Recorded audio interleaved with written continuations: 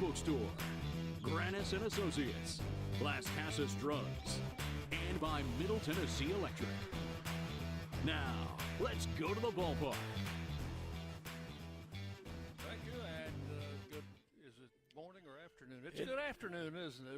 It was morning yesterday when we came on the air. Good afternoon from Reese Smith Field here on the campus of Middle Tennessee State University. Middle Tennessee and the University of Delaware will wind up a 3-game series in Conference USA today, and the Raiders have already won the series. They'll be going for a sweep today. Dick Palmer along with John Callow, and John, the Raiders have already had a couple of sweeps. So, well, you told me before we started on Friday night that we needed to make hay. Well, we still need to make some more hay. But here's the important thing. The Raiders, because of our wins so far this weekend and some other things happening in Conference USA, we're now tied with for 6th place in the league with 2 other teams, with New Mexico State and Kennesaw State. We have the tiebreaker over both of them. We're also one of only 6 teams in Conference USA that are playing 500 or better baseball. I like our chances. Raiders went over the 500 mark yesterday with a 4-3 win over Delaware. They are now 20-19 on the season, 7-10 in Conference USA. Delaware drops to 11-28, and they are 1-16. We still share something in common with Delaware because neither of these teams have won a conference road game. Yeah. Now, the Raiders will have their chances this next weekend playing at Sam Houston, and Delaware will also have a chance because they're at Liberty. Well, ours are going to be very important. We've got to learn how to win on the road, particularly these conference games. We only have 6 home games left after today. 3 of them a couple of weeks from now with Western Kentucky. Then we close up the conference season, the regular season, with Liberty here at home. Before we get Liberty coming in here, we need to have our place in the conference tournament solidified. Yeah, no doubt about that. The top 9 teams in the league will go to the postseason tournament, which will be in Kennesaw at their brand new ballpark. That's right. And it's kind of an interesting format that the conference has adopted. We've always gone to these tournaments, and they've been set up as double elimination affairs, and so some people play 2 and they go home. Well, the way it's set up, we're going to play 3 pools of 3, so you're guaranteed 3 games before you move on into the quarterfinals, semifinals. I didn't realize that was the new setup, but it will be interesting to watch and to see what pod the Raiders fall into, assuming that they qualify for the tournament. Well, today is Sunday. The Raiders have their camo caps on and all white uniforms with the royal blue lettering and numerals, and the Delaware team. What do you call that color? I call that gold jerseys, blue numerals, and blue caps, gray pants, and as you mentioned the other day, a little bit like the colors of UCLA. Well, those jerseys look to me like they're canary yellow, or if I were a Savannah Banana fan, I might think that those could be Savannah Banana jerseys. Is that a legitimate minor league team? No, they are. It's like the Harlem Globetrotters of baseball. They are attracting huge crowds. I thought for a long time that they were a legitimate minor league, like Double-A or something. Well, there was for years and years and years a Sally League team in Savannah, the Savannah Sand Gnats, I think it was and that was one of the cities that got eliminated, and when MLB redid their minor leagues. So the Savannah Bananas are out there having fun and filling ballparks. Okay, well, I've never seen that act. I've seen the Globetrotters, never seen the Bananas before. Okay, enough about the Bananas. We'll mention that we do have some special guests today. Dr. Carmelita Dotson will throw out the first pitch. She is a member of the Middle Tennessee faculty and associate professor. Been at the university 21 years. She is a two-time cancer survivor, and she will throw out one of the first pitches. The other will be a birthday boy by the name of Miles, who is a 7th grader at Rockvale Middle School and is quite a baseball player, we understand. So we're looking forward to seeing both of those persons throw out the first pitch. We also got a lot of youngsters out here, and I don't know what their designation is, but they're filing on the field right now. All right, we're going to take our first commercial break, and when I come back, we'll have the starting lineups and a player interview for you. Our countdown to first pitch will continue on the Blue Raider Network from Van Wagner. The Blue Raiders are winners in the classroom, on the field, and the courts. Richard Lewis here. I want you to win in real estate also. Buying, selling, auction here in Tennessee, or along the Gulf Coast, a second home, or investing. Give me a call to help start that winning process. 615-319-9981. Oh, I'm never too busy for your referrals. Richard Lewis, Exit Realty, Bob Lamb & Associates. At State Farm, when home and auto work as a team, you score and save money. I'm State Farm agent Andy Wama. Give me a call at 615-890-0850 and let's work together to win big by saving money on home and auto. With the service you get from State Farm, you might think our car insurance costs more. I'm State Farm agent Andy Wama. Give me a call at 615-890-0850 and let me show you with discounts up to 40%. You may find it even costs less. At Middle Tennessee Electric, we see the lines that link us all, illuminating our neighborhoods, empowering our businesses, and helping us to recharge. Because we believe in the power of good energy. Whether it comes from our grids, the sun, or a kind heart. And as your family and our region continue to grow, you can trust that we'll always be there for you. Middle Tennessee Electric, bringing good energy. Hey Blue Raider fans, this is Brad Hopkins with Exit Realty Bob Lamb & Associates. Winning in real estate is a lot like football. Good coaching and recruiting a great team are the keys. I put together a team of lenders, inspectors, and home professionals to help you succeed. Let me coach you through this process and make sure you come out a winner. Whether you're looking to buy, sell, or invest, I am here to help you win. Visit BradHopkinsHomes.com or call 615-556-9239 to find out more. The Blue Raiders play here. News Radio, WGNS. Umpires have made their appearance. Both head coaches are meeting with them now at home plate, exchanging the lineups. Speaking of which, time for our starting lineups brought to you by the Ascend Federal Credit Union, the exclusive credit union of Blue Raider athletics with 5 convenient locations in Murfreesboro and all across the mid-state. Learn more at ascend.org. How about those starters, John? Well, if I'm sounding like I'm repeating myself, with the exception of pitchers, exactly the same lineups for both teams as yesterday. Leading off for the Delaware Blue Hens, center fielder Sal Minio. Batting second, the catcher L.T. Cockrell. Batting third, the first baseman Evan Bolden. And then the cleanup spot, third baseman Sam Winsett. Batting fifth, left fielder Noah Burris. Anthony DeCesare will be the DH today. He bats sixth. Batting seventh, Anthony Charles, the right fielder. Jeremy Wolf, second baseman, bats eighth. Batting ninth, the shortstop, Harry Carr. On the mound will be a right-hander, Doug Morose. For the Raiders, leading off, center fielder Owen Noack.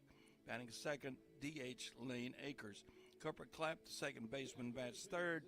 Tyler Minnick will be in the cleanup spot. Batting fifth, Nathan Brewer in left field. Batting sixth, Dean O'Neill at first base. Brett Rogers, the right fielder, bats seventh. Batting eighth, Brett Von Dolan at third base. Clay Badalack. The shortstop bats ninth. And on the mound today, left-hander Cole Torbett. All right, those are your lineups brought to you by the Ascend Federal Credit Union. Had a chance to talk with one of our players before the game, and let's see what Brett Bondolan has to say. Visiting with Blue Raider third baseman Brett Bondolan for the Raiders take on Delaware in the final game of this series. So let's talk something positive to begin with. How about a series sweep? That's positive enough. Oh, that would be great. I mean, that's our goal coming into this weekend, and it's a big weekend for us as far as the standings go, trying to make the tournament, and hopefully we can get this third one today, and that'll put us in a good position. We've had some sweeps here at home. We'll talk about the road a little bit later, but this Delaware team coming in is a better team than their record shows. Now, they've been impressive in the field. They've hit the ball well, and I think their pitching has probably been their big problem. Yeah, if you look at their record, it doesn't really tell you how good they are, actually, because if you go look at the games that they've lost, I mean, they've lost by 1 or 2 in most of them, so they're in every game, so you can't count them out. All right, let's go back to Friday night. Got your first home run in this park this season. Now, how did that feel? Oh, it felt great to finally get one out of here again. I mean, just a good feeling in general. Hitting a home run's the greatest feeling in the world, so I would love to do it every time, but that's just not how it works, so I got to cherish it when it does happen. You've had kind of a tough time at the plate, and I don't know what do you attribute that to? I know it's probably a combination of things. Yeah, I mean, I went back and watched a bunch of video and stuff, and started out bad, and then started trying to do different stuff, and I think just trying too hard, and I had to make some adjustments to what I was doing, and I feel a lot better now in the box than I did the last couple weeks or the last month. I know it's hard not to think about that when you go up to the plate, but really you just have to kind of wipe your mind clean and go up there and not think about what's happened in the past. Yeah, every at bat I just got to go up there and have confidence in myself and think I'm going to get the job done no matter what, and just everything's in the past, you can't change it now, so I just look to the next at bat every time. You're a Rutherford County guy from the Smyrna area. You went to Stewart's Creek. How did you wind up going to Stewart's Creek rather than, say, Smyrna or Laverne? Well, technically I was zoned there, but right across the street was probably Blackman for me, honestly, because I live in Murfreesboro. So, but the zoning worked out. I went to Stewart's Creek, and I wouldn't change it for the world. I mean, a lot of my friends I'd played with since I was 12 years old there, so we'd all been playing together for so long, and it was just a great time and great team chemistry. Tell me about your high school coach. Coach Bartlett, he's awesome. Had a lot of good stories with him, and I was glad that we were able to make some runs and stuff. It would have been nice to come out on top, but I'm glad of the years we had were very good together. All right, now this year's team, pretty much the same group in the field, at least, as we had last year. Our pitching is better. So how do you compare this year's team with last year's, or is there any basis for comparison? I mean, I wouldn't compare them. I mean, it's two completely different teams, but yeah, our pitching's done great. The last 2 starts, Chandler and David Horn, they've done their job and gave the hitters a chance, and we've came out on top because of them. All right, well, as we started this interview talking about a sweep, let's go for that sweep today, and then we'll worry about Tuesday on Tuesday. Yes, sir. Let's do it. Brett Bondolan, Blue Raider third baseman, who's had some tough times this year, but he's not afraid to talk about that, and we hope he has great success today. First pitch will be coming up next. You're listening to Middle Tennessee Baseball from Van Wagner. Las Casas Drugs is a proud sponsor of Blue Raider Athletics, located at 4702 Las Casas Pike, just minutes from Murfreesboro. Las Casas Drugs strives to provide all of your pharmaceutical needs in that hometown atmosphere you deserve. Family-owned and operated, Las Casas Drugs offers free delivery, immunizations, drive-through window, gift shop, merchandise, and medication management programs. Come by and see how we can make a difference. And go Blue Raiders.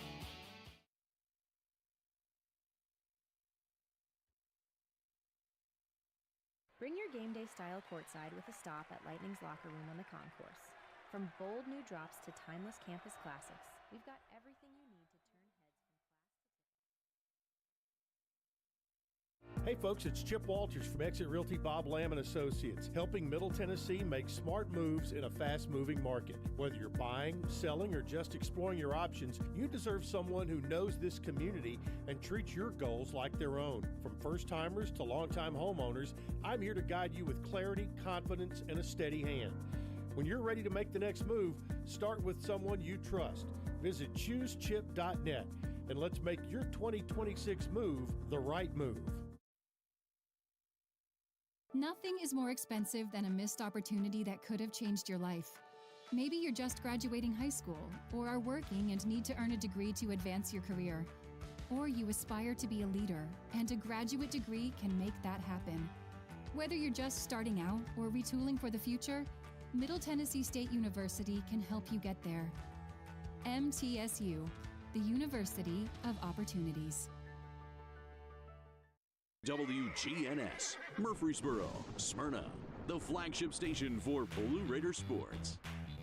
From the Blue Raider Network and Van Wagner College, it's time for Middle Tennessee State University baseball. Today's game is brought to you in part by Exit Realty, Bob Lamb & Associates, and agents Brad Hopkins, Richard Lewis, Jonathan Harmon, and Chip Walters. The Tennessee Highway Safety Office. And by Middle Tennessee State University. Ladies and gentlemen, it's time for Blue Raider Baseball. Thank you and welcome into our Blue Raider Baseball broadcast, coming to you on a bright sunny day. A little bit windy and a little bit on the chilly side with that north wind at about 15 miles an hour. But, John, it's a beautiful Sunday afternoon and a great day for baseball as always. Well, we've got a high sky, which means the sun is. Well, we watched Delaware out here hitting fungos. They didn't take infield. They were not doing nothing but trying to catch baseballs up in the air, see what the wind is going to do, see what the sun is doing. They struggled. And they're a good defensive ball club, so maybe the wind is a factor, maybe it's not, but at least for the first hour and a half, sun is definitely a factor. Dr. Dotson has completed her duties throwing out the first pitch, and now this is Miles, and let's see what he's got. Got a strike. Yeah. So we've had our first pitch ceremonies, had our national anthem, and a good job there done by the McFadden School Choir. So we're just about set for baseball. On the mound will be left-hander Cole Torbett. We'll have numbers on him in just a moment. Behind the plate will be Tyler Minnick. Brett Von Dolan, our guest on the pregame show, will be at third base with Clay Bandelack at short, Cooper Clapp at second, and Dean O'Neill will be playing first base. Nathan Brewer in left field, Owen Nowak in center, and Brett Rogers in right field. And as we mentioned, on the mound, the left-hander from Johnson City, Tennessee. This is Cole Torbett. Cole Torbett making his third start, fourth appearance. He's thrown 6 innings, given up 5 runs, 2 of them earned on 9 hits, 3 walks, 6 strikeouts. He's got a 3.00 ERA with no decisions, no saves. He'll be pitching to the Delaware lineup, which is exactly the same batting order as they had yesterday. Sal Mineo, their center fielder, will lead off, and then we'll have Cockrell, the catcher, and Bolden, the first baseman. It's the first 3 batters to face Torbett. Cole got a start on Sunday in Ruston, Louisiana, against Louisiana Tech. Had a good first inning, and then gave up 3 runs in the second inning on 4 hits, and he was removed after 2 innings. So we hope he has a little bit longer outing today, because the Blue Raider bullpen in those 2 close 1-run games that we've had with Delaware has been taxed pretty well. So this is Mineo, a left-handed hitter, coming to the plate. Game time weather conditions, 63 degrees, sunny, wind out of the north-northwest at 10, and it is definitely gusting. Minio, the leadoff batter, bats left-handed, and the Blue Raider pitcher Torbett throws from the left side. The lefty-lefty matchup. First pitch drilled down the right field line, out of the ballpark, foul. And that's a good thing. That is a good thing. So Minio will come back. He had a leadoff home run in game 1 on Friday. First pitch hit 106, Dick. That was against David Horn. Yeah. And he swung that bat pretty well on the first offering from Torbett. So 1 strike to count to Minio. And hits this one off the handle. Ground ball to short. That's going to be a tough play. And safe at first is the call. Out. That ball was not hit very hard. Badalak made a good play to get to it and get rid of the baseball, but Minio with good speed was able to beat it out by about a half step. So he's on first, and he has been on base as the leadoff man in all 3 games. The batter is L.T. Cockrell. He was the catcher on Friday, was the DH yesterday, and he's back behind the plate today, a right-handed hitter. So how long do you think it'll take before Minio takes off for second base? Well, he's a good base stealer. He's stolen 9 on the season. And Torbett, the left-hander, of course, looking right at him. Throws over to first, and he is back.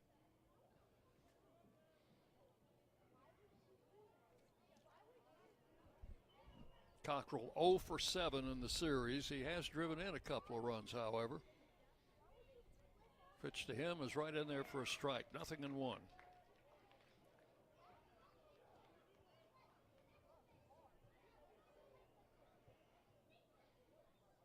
Got a nice crowd here for a Sunday afternoon. Folks still coming in.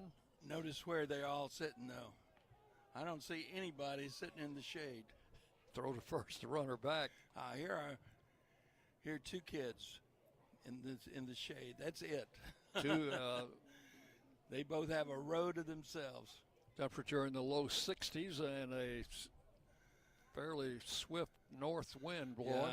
Yeah, Pitch is low and inside to Cockrell for ball 1. You know, we said it was at 10 out of the northwest. Well, it is not at 10 right now. It's gusting more like, 17, 18, 19? Sun is bright and will be in the eyes of the right fielder. There's a ball hit to right field. We'll see how Rogers handles it. And the glass is down. He has no trouble with that one. That is 1 out here in the first inning. And the batter is Evan Bolden, the first baseman. Comes in leading this team in hitting with a .373 average and 9 home runs. And in this series, he is 5 out of 9 with a double, a home run, and he's driven in 4 runs. So he has been a thorn in the Raiders' side. Pitch to him, right in for a strike. 0-1.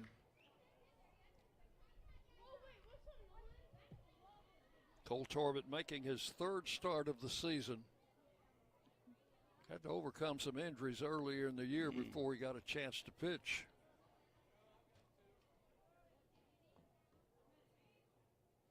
And the left-hander delivers outside for a ball, 1-1.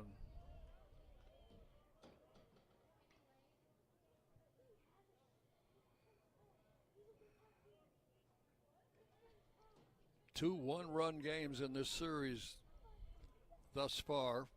There goes the runner. Throw to second is going to sail into center field. Minio, however, will not advance as Nowak was backing up. Gets it back in quickly, so we'll give him a stolen base. And that would be his 10th of the season. Pitch was high and outside. Looked like the ball slipped as it came out of Minnick's hand. Yeah, it was actually a pretty good pitch to throw. Yeah. Throw to second. Looked like it sailed on him. 2-1, and now the Runner goes back to second as Corbett turned around and faked a throw.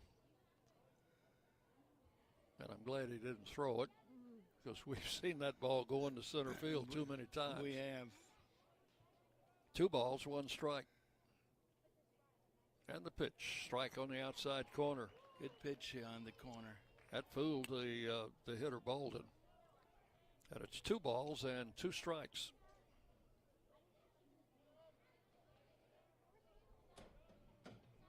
Cooper Clapp, the second baseman, playing very close to the bag, trying to hold that runner close. He's dancing around out there. There's ball 3 inside. The count will go full, 3 balls and 2 strikes to Bolden. Had an overnight rain.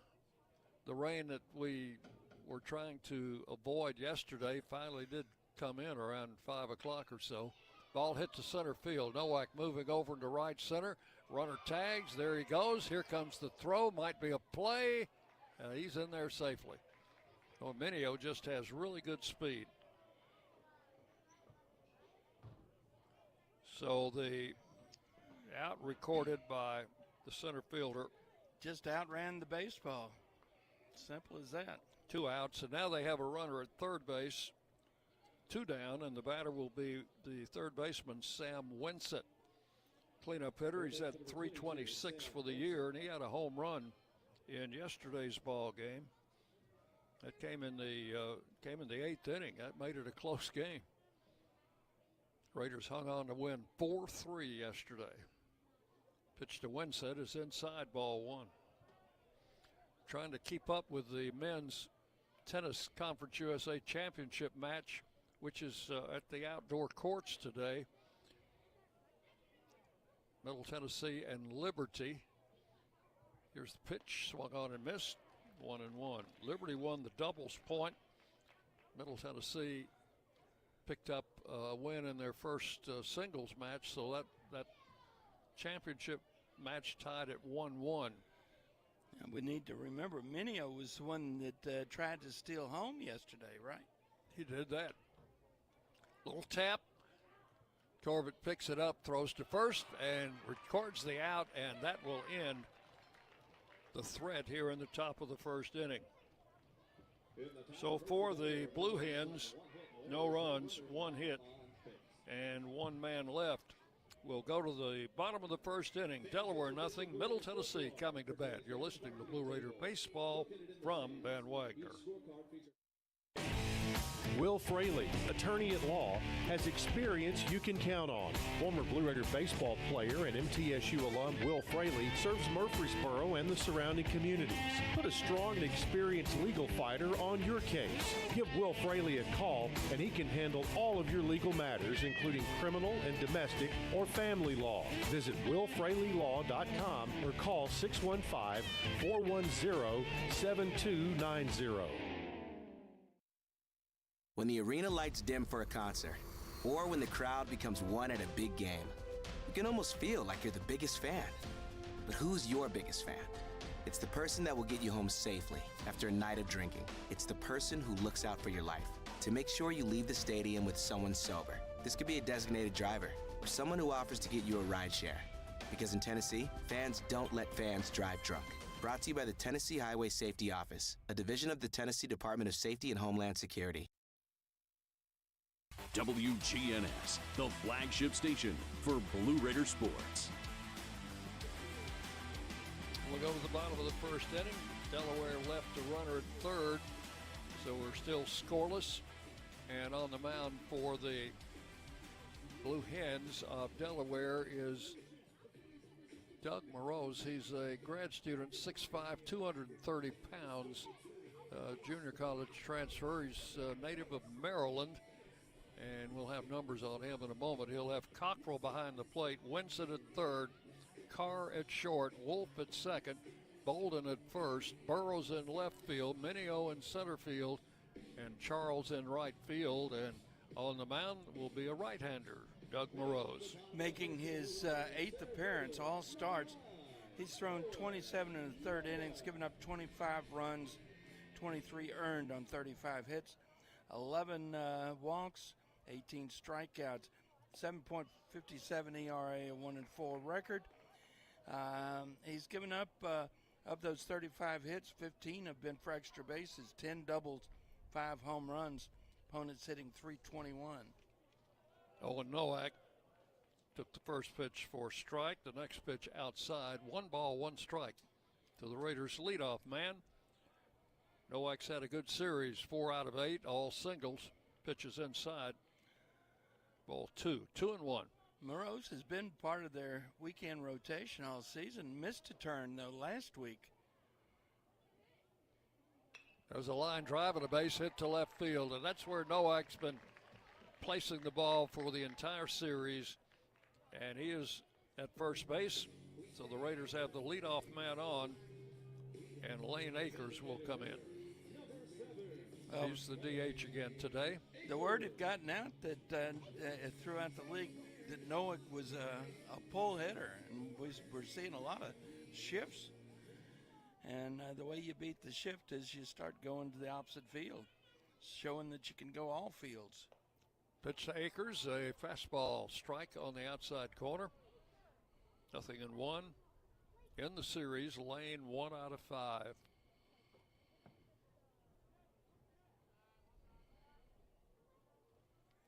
A swing and a foul back and a good rip. Fouled it straight back to the backstop. 2 strikes the count. Stoff hit the umpire. Well, it didn't hit him. He stopped it with his foot. That's Dylan Bradley, and this is the 3rd straight weekend we've had Dylan Bradley, and the 2nd time we've had him behind the plate on the Sunday game. Pitch is swung on and missed, strike 3, and Akers chased a high pitch that time. We had him behind the plate in Jacksonville State, didn't we? Yes. Had him on Saturday behind the plate in Louisiana. So 1 out, runner at first. I guess he's on a first-name basis with all of our players now. Cooper Clapp, the second baseman, stands in. Throw to first. Nowak is back. Owen stole a base in yesterday's game. And it was his 8th of the season.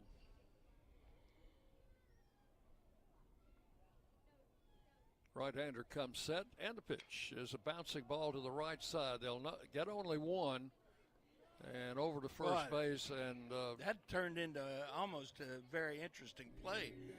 Pitcher was having trouble finding the bag.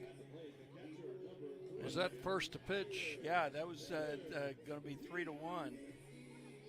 And Morose was over there, but when he took the baseball, he was at least 1.5 feet off the bag.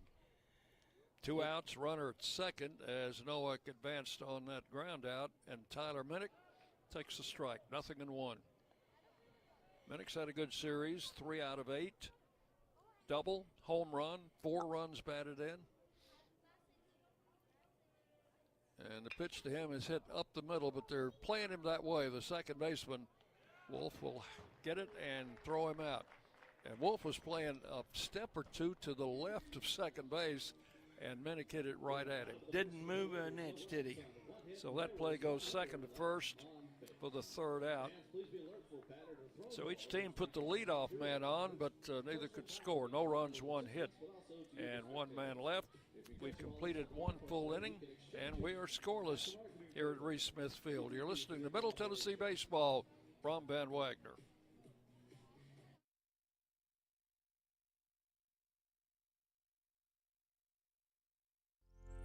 Locally grown, Blue Raider proud. This is Jonathan Harmon with the J. Harmon Home Team. As an MTSU alumnus and lifelong Rutherford County resident, I bring the heart of a teacher, the grit of a Blue Raider, and over 15 years of real estate experience to every client. Honest to a fault, connected to the community, and driven to serve. I don't just help you buy or sell, I help you understand every step. The J. Harmon Home Team, where real estate meets real talk. Las Casas Drugs is a proud sponsor of Blue Raider Athletics, located at 4702 Las Casas Pike, just minutes from Murfreesboro.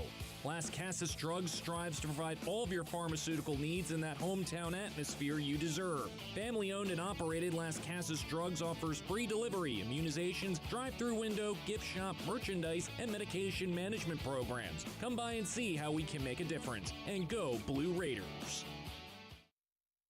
You're listening to MTSU Sports on WGNS. We go to the second inning in a scoreless game.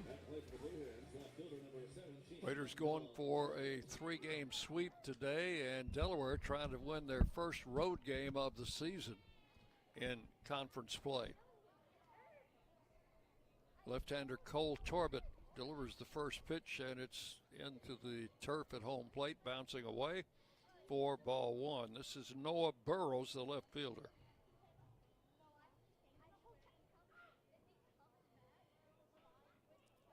Corbett did a good job of pitching around that leadoff single in the first.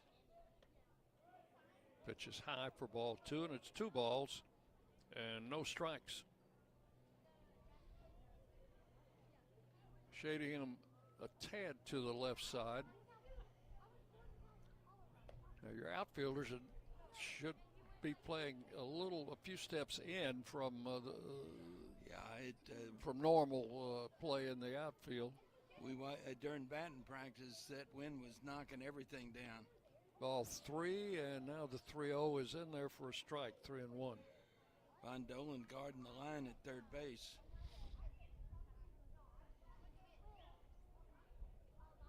Noack in center field, a few steps over in left center, and the pitch is swung on and fouled to the screen. Count will go to 3-2.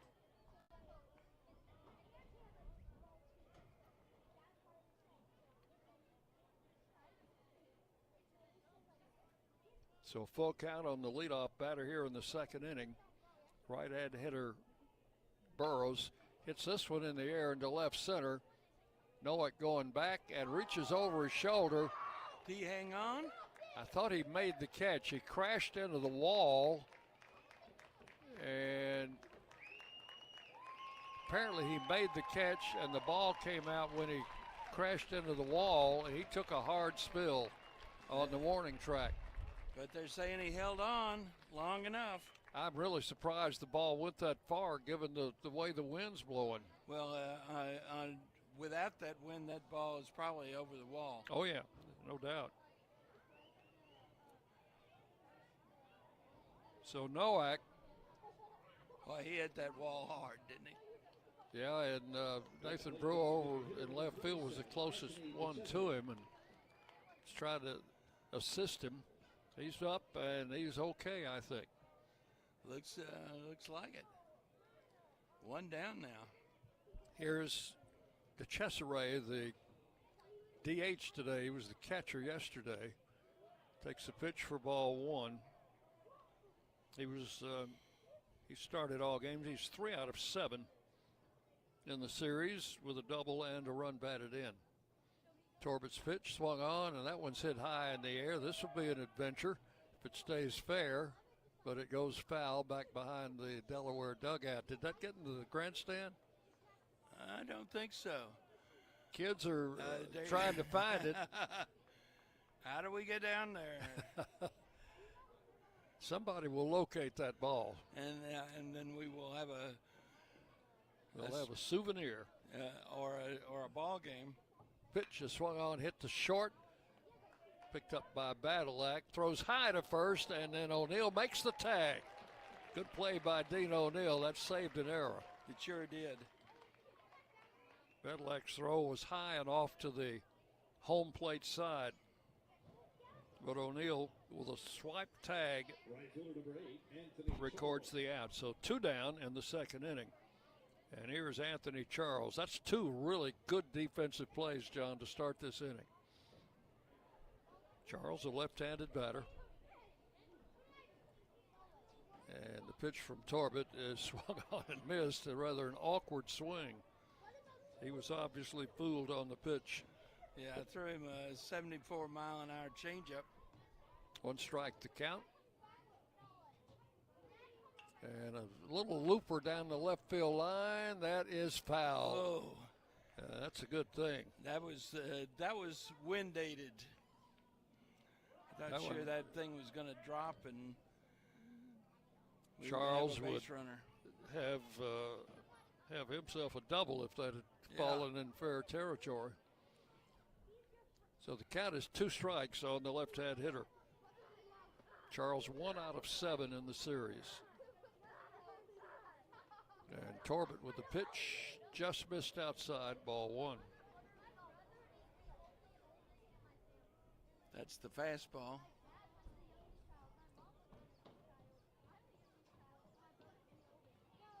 Here's the 1-2 pitch. That's low for a ball, 2-2. 2 outs, bases empty, second inning, and no score in the game.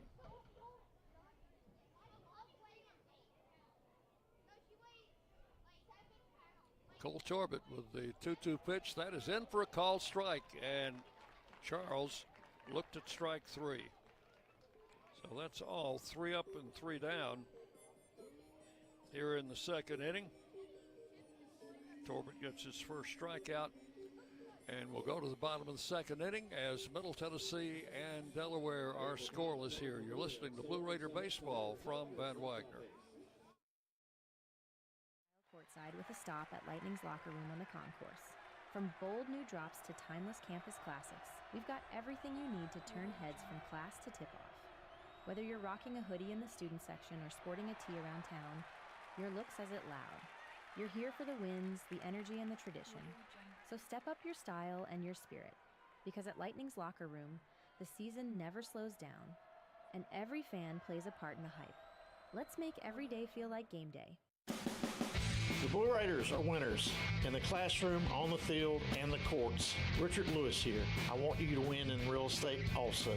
Buying, selling, auction here in Tennessee, or along the Gulf Coast, a second home, or investing. Give me a call to help start that winning process. 615-319-9981. Oh, I'm never too busy for your referrals. Richard Lewis, Exit Realty, Bob Lamb & Associates. The Blue Raiders are on News Radio WGNS. We go to the bottom of the second inning, and Nathan Brewer, Dean O'Neill, and Brett Rogers are the 3 scheduled hitters for the Blue Raiders here in the second. Nathan Brewer had quite a night on Friday with 2 doubles and a home run. He's 4 out of 7 in the series, and he's driven in a couple of runs. Right-hander Doug Morose. Some delay in Brewer coming to the plate. I don't know what the problem was. Oh, he's there kind of now. There we go. So Brewer steps in from the left side against the right-hander Morose. And the first pitch to him, right in for a strike. He needs to be a line drive hitter today. Well, Brewer hits a lot of line drives. Takes strike 2. Count is 0-2. They just moved the shortstop over towards right field by about 3 steps. Swing and a foul at home plate. Count holds at 2 strikes. He's almost playing up the middle. Moreau's a fast worker out there on the mound. He's ready to pitch. Another 0-2 pitch is outside, and it's 1-2. And you're right about that. He threw that pitch with 12 seconds left on the pitch clock. Most guys will run it down to 6, even 4. Ground ball to first. First baseman Bolden has it. He'll tag the bag, and that's out number 1.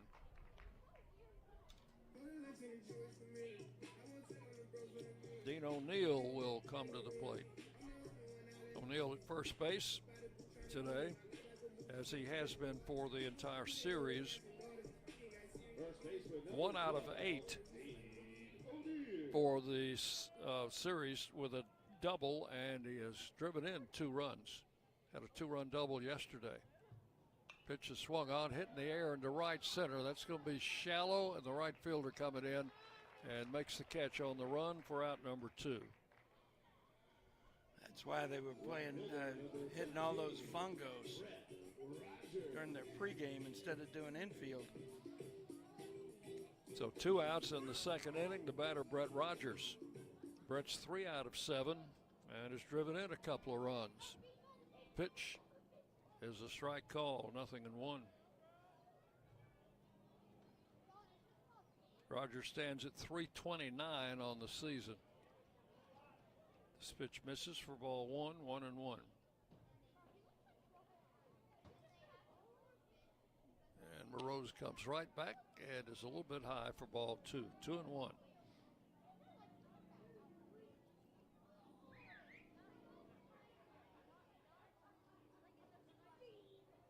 Rogers swings and fouls it straight back, and the count will go 2-2.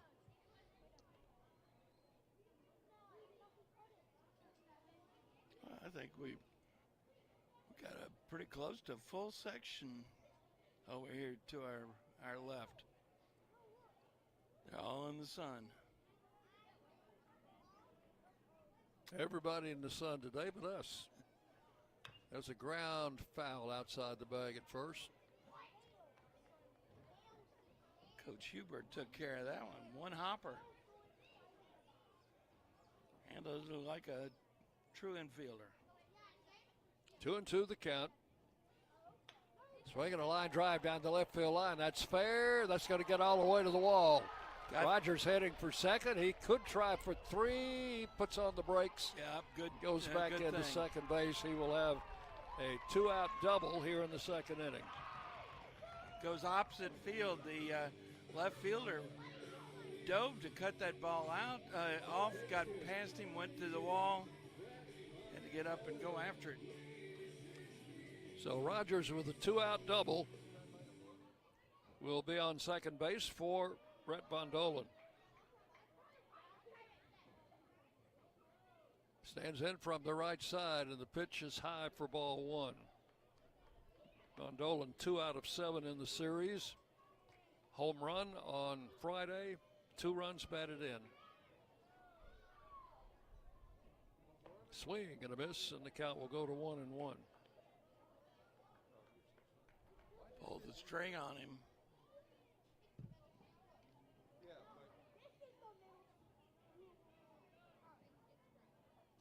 Pitch the plate, swung on, hit deep and out of the ballpark, but abruptly foul to left field. Turned a little too soon on that one, and it's 1 ball and 2 strikes.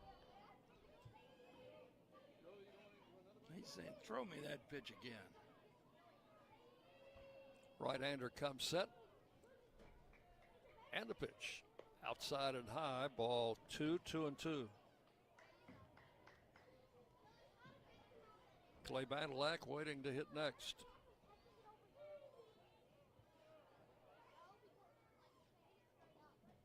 And the pitch.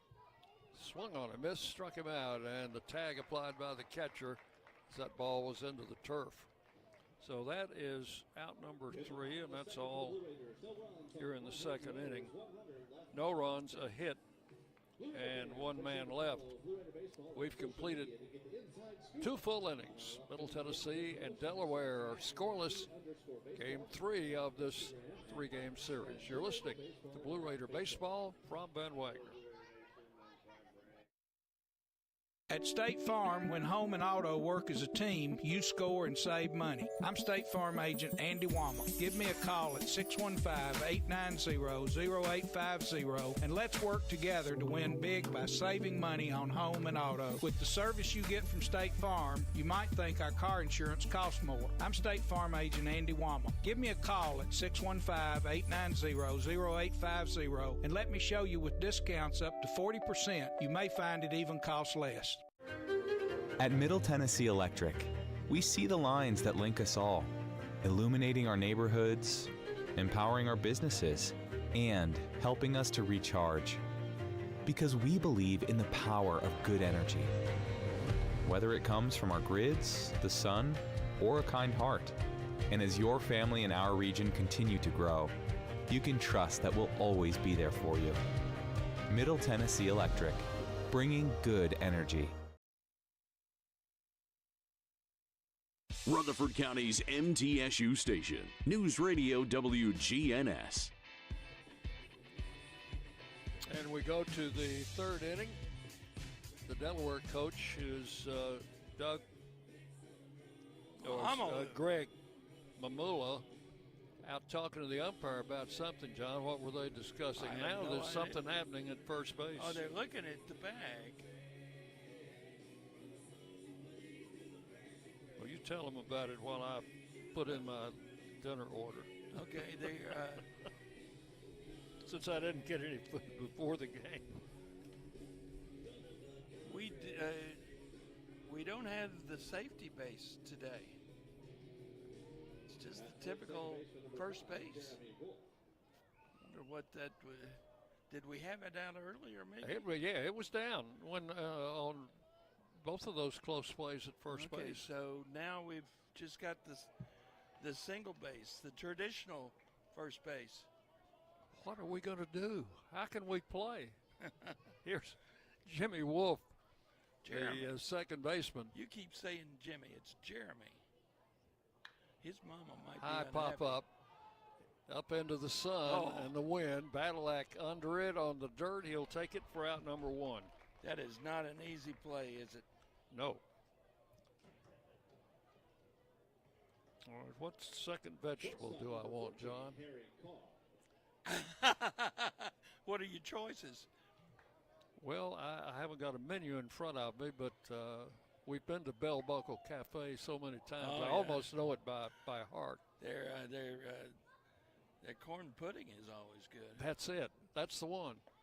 There's a strike call to Carr, shortstop, number 9 hitter.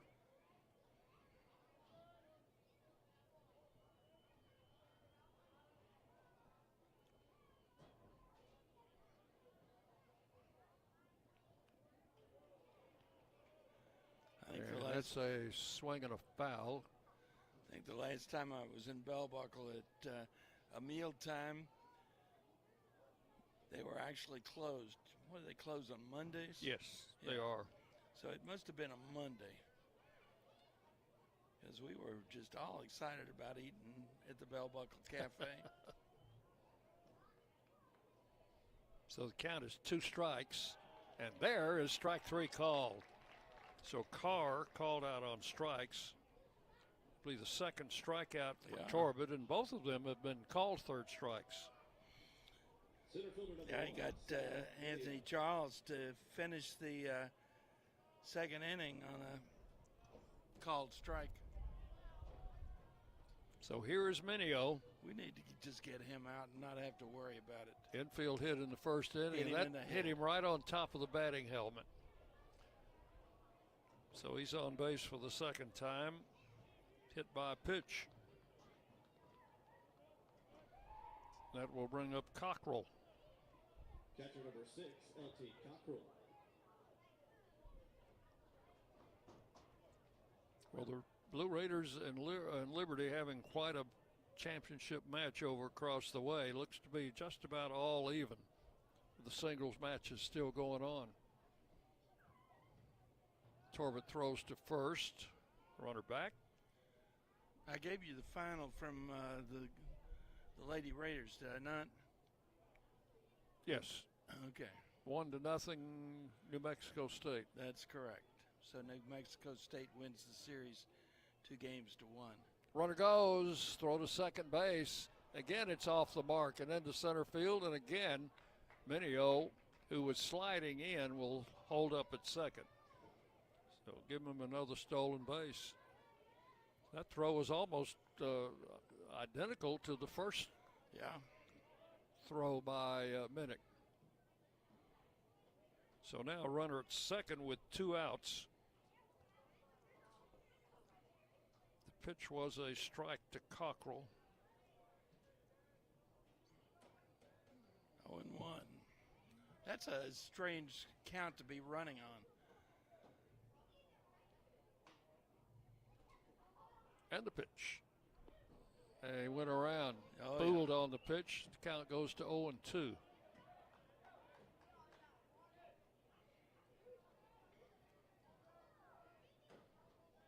Top of the third inning, and we're scoreless here. Game 3 of the series. The pitch. Right in there for a call strike.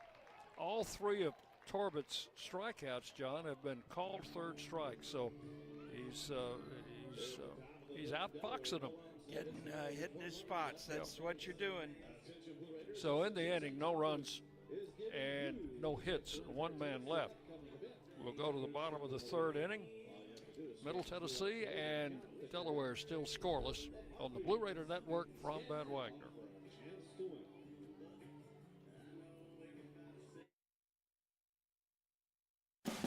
Hey Blue Raider fans, this is Brad Hopkins with Exit Realty Bob Lamb & Associates. Winning in real estate is a lot like football. Good coaching and recruiting a great team are the keys. I put together a team of lenders, inspectors, and home professionals to help you succeed. Let me coach you through this process and make sure you come out a winner. Whether you're looking to buy, sell, or invest, I am here to help you win. Visit BradHopkinsHomes.com or call 615-556-9239 to find out more. Las Casas Drugs is a proud sponsor of Blue Raider Athletics, located at 4702 Las Casas Pike, just minutes from Murfreesboro. Las Casas Drugs strives to provide all of your pharmaceutical needs in that hometown atmosphere you deserve. Family-owned and operated, Las Casas Drugs offers free delivery, immunizations, drive-through window, gift shop, merchandise, and medication management programs. Come by and see how we can make a difference. And go Blue Raiders. The Blue Raiders play here. News Radio WGNS. We go to the bottom of the third inning. We'll have the top of the batting order. So we'll have Badalak to lead off. Then the top of the batting order will come in. Clay Badalak, the number 9 hitter, will lead it off against Doug Morose, who's given up 2 hits in 2 innings, but no runs.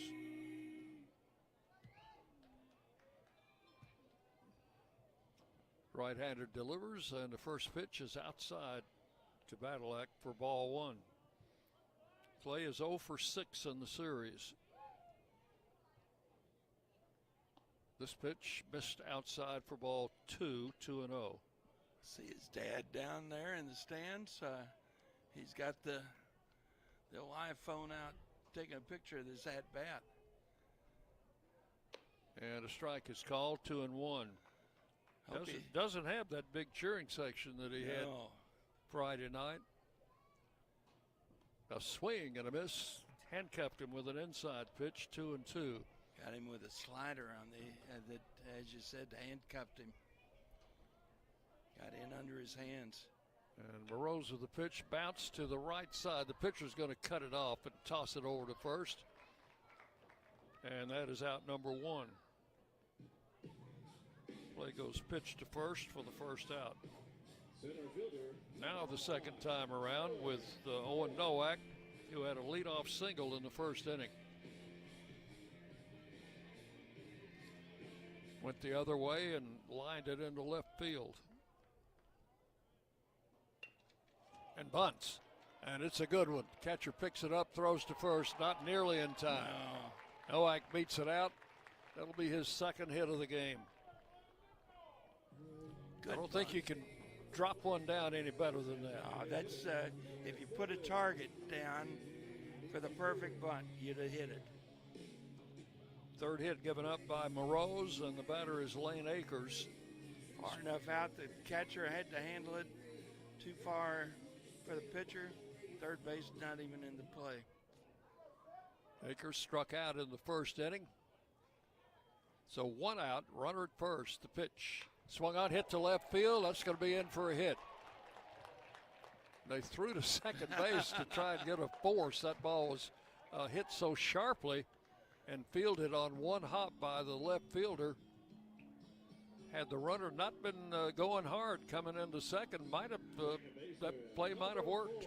Sometimes you get that runner comes around the bag, and if they had gotten him, if he had done that, instead of standing on the bag, they'd have just applied the tag. First and second with one out. The batter is Cooper Clapp. Morose with the pitch. Clapp takes it low for ball one.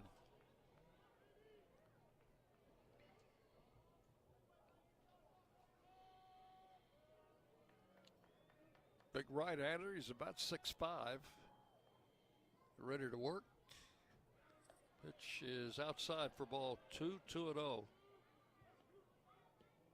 Coming off ACL surgery a year ago.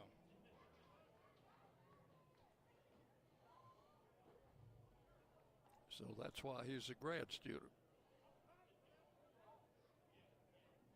Using that other year of eligibility. That is a foul ball. Not by much, was it? Down the first base line. That almost kicked up dust. If it had kicked up white chalk, we'd have been scoring a couple of runs. That was fouled by inches. So the count 2-1 on Clapp. Umpire right on it, though. Right-hander comes set and delivers on a swing and a miss. Strike two. 2-2. Glad to have you with us wherever you might be listening today. They're giving Cooper Clapp a lot of hitting room over there on the left side of the infield. He doesn't mind going opposite field at all. The pitch.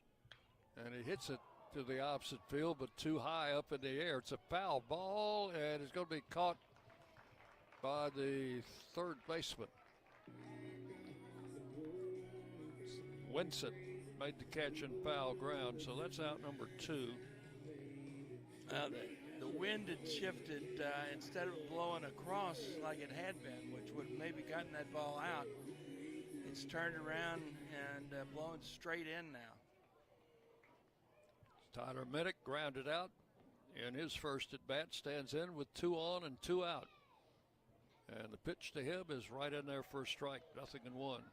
And second baseman playing him exactly where he played him the first at bat, about 3 steps to the left of second base.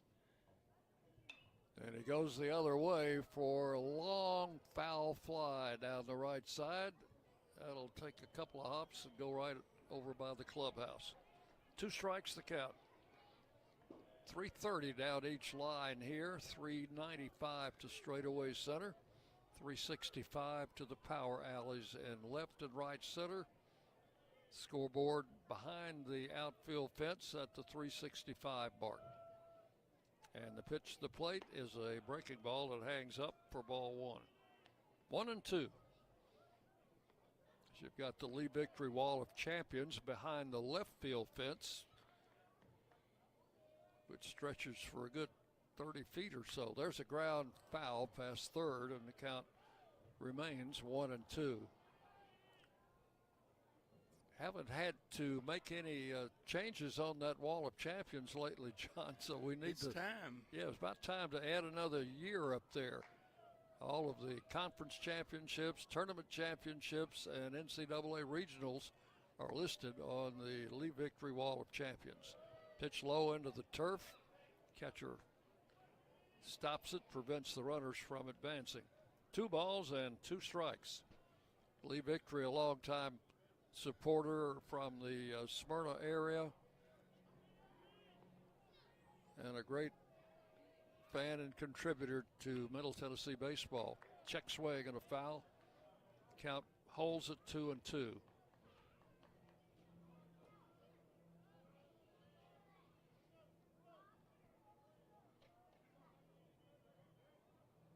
Rose back on the mound, checks that wrist band for the pitch and delivers 2-2 and another foul at the plate. I think that got off his foot, maybe. Had a strange bounce out of the box. So the count holding at 2 balls and 2 strikes. Infield playing him as a dead pull hitter, so a lot of room on the right side.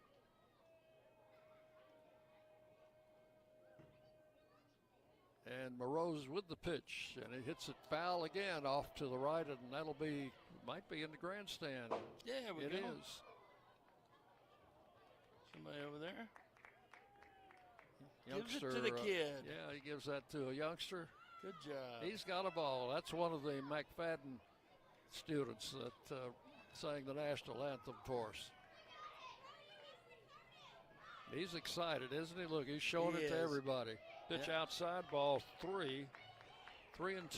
Okay, so the runners will be moving here. 3-2, 2 outs, 2 on. Right-hander comes set. Runners go, and outside, ball 4, and the bases are loaded. That was a close pitch to be taken with 2 strikes. I tell you, you're right about that. So Noack to third base, Akers to second. That's the first walk we've had in this ball game, and the bases are loaded with 2 outs for Nathan Brewer. And that gets his mound visit.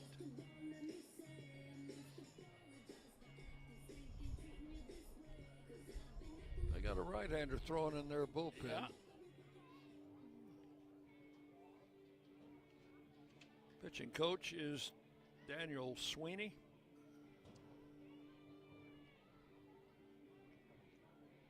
I understand the head coach handles the hitting end of it and also infield play.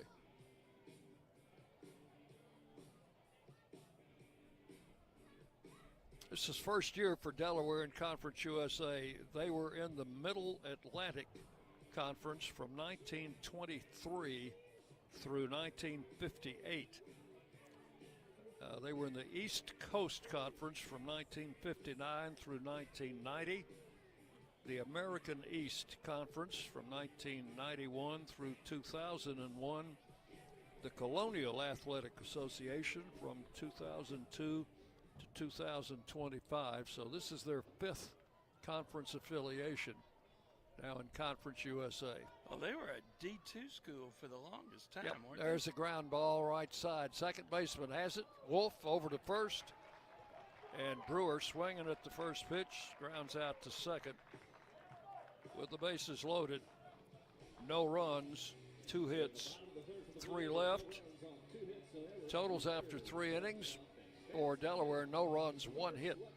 No errors for Middle Tennessee. No runs, 4 hits. No errors. So we are scoreless going into the 4th inning on the Blue Raider Network from Van Wagner.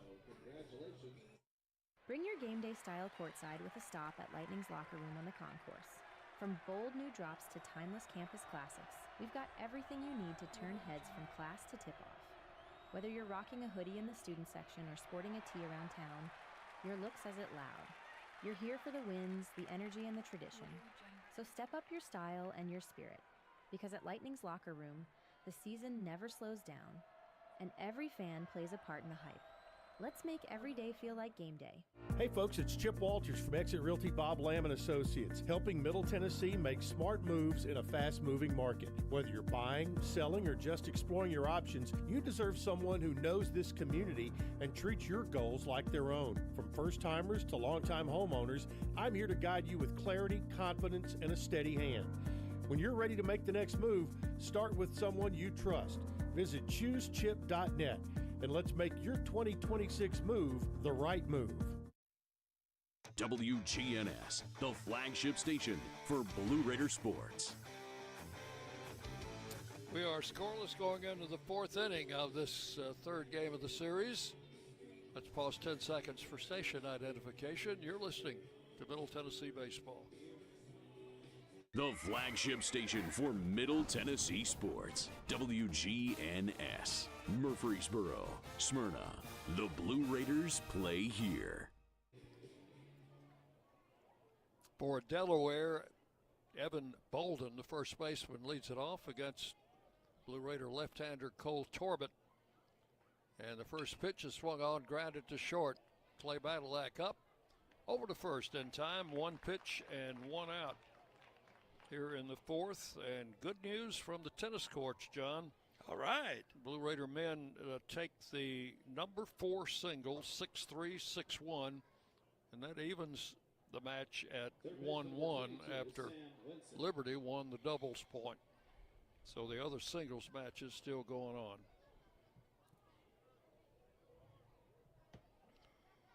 The batter is Winsett, third baseman. He's the cleanup hitter. Hit back to the mound in the first inning and was thrown out on a close play. The first pitch to him down into the turf for ball one. Good news on Cole Torbett. He's so far been able to keep a pretty good control of his pitch count. This will be his 40th pitch here in the fourth inning. Pitch is outside, ball two, 2-0. That's not too shabby. Got a couple of pitchers today, John, working very quickly. I like it. And the 2-0 pitch coming in and just missed the knees downstairs for ball three. 3-0.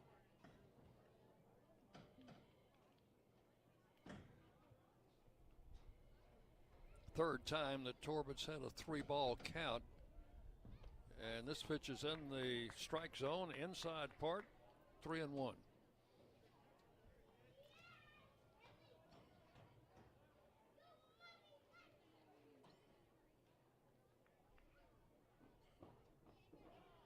That just missed the knees. Ball four and a base on balls. That'll be the first allowed by Torbett, who has struck out 3.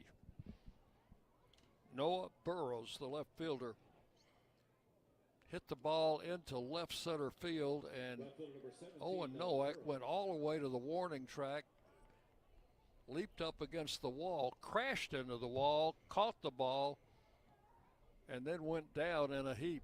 And thank goodness he was okay. This one's popped up. Clapped the second baseman back in shallow center field. He'll take it for out number 2. Burrows, after the first pitch, pops out. Battling the sun the whole way, wasn't he? Yep. So 2 outs, a runner at first. The batter is DeCesare, the catcher. Designated hitter number 27, Anthony DeCesare. He grounded to short in the second inning.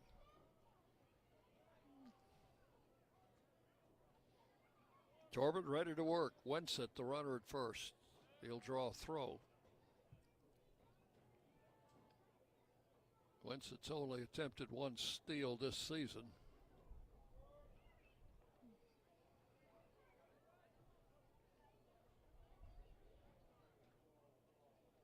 And the pitch is a little bit low for ball 1. Just missed.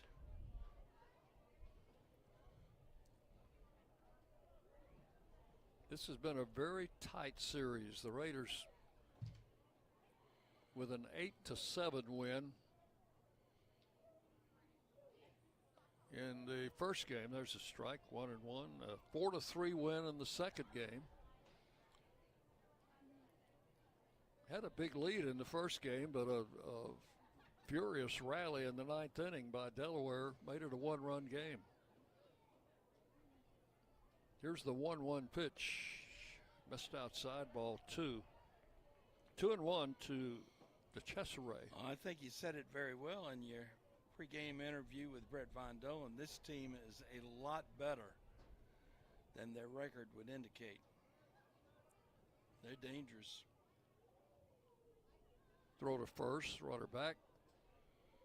They have stocked their lineup with a lot of transfers, and they're playing with a lot of first-year players, a few second-year players.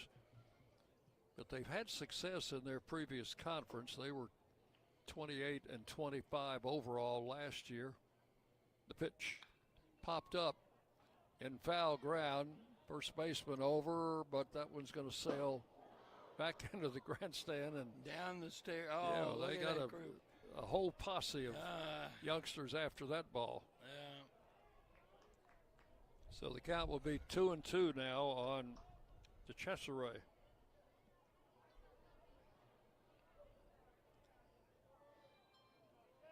As far as I know, there's no curfew on today's game.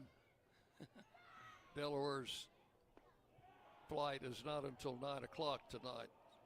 Pitch is low. Ball 3. Let's just hope we don't end up like Northern Colorado playing 21 innings. Did you see that thing I sent you? Yeah, that's wild. Well, they started one day and finished the next day. And then had to play another one. Here's the 3-2, ground ball left side. Von Dolan has it. Zips it over to first in time, and that's out number 3. So that is all in the 4th. No runs, no hits, a walk, and 1 runner left. And we will go to the bottom of the 4th inning. Delaware nothing, Middle Tennessee nothing. You're listening to Blue Raider Baseball from Van Wagner. Nothing is more expensive than a missed opportunity that could have changed your life. Maybe you're just graduating high school, or are working and need to earn a degree to advance your career. Or you aspire to be a leader, and a graduate degree can make that happen. Whether you're just starting out or retooling for the future, Middle Tennessee State University can help you get there. MTSU, the University of Opportunities. Will Fraley, attorney at law, has experience you can count on. Former Blue Raider baseball player and MTSU alum Will Fraley serves Murfreesboro and the surrounding communities. Put a strong and experienced legal fighter on your case. Give Will Fraley a call and he can handle all of your legal matters, including criminal and domestic or family law. Visit willfraleylaw.com or call 615-410-7290. You're listening to MTSU Sports on WGNS. Scoreless going into the bottom of the 4th. Things are tight here. They're tight over on the tennis courts for the Conference USA Championship. Liberty won on court 6, 7-5, 6-love. Blue Raiders won on court 3, 6-1, 1-6, 6-1 to even the match at 2-2. And then Middle Tennessee has won on court 2, 6-1, 1-6, 6-2. And now the Raiders lead 3-2, and they need one more, John. Here's Dean O'Neill to lead off the 4th inning. Call strike. So what happens if they are tied 3-3? Is there another match going on? Oh, yeah. Okay. Yeah, 2 more. Okay. There's a ball hit in the air, foul, and it's going to drift out of play to the right side. The count will go to 0-2 on O'Neill. Dean is only 1 out of 9 in the series, but that one hit was a 2-run double. That was a big, big hit yesterday. The 2-strike pitch, grounded foul over by the Delaware dugout. Count holds at strike 2.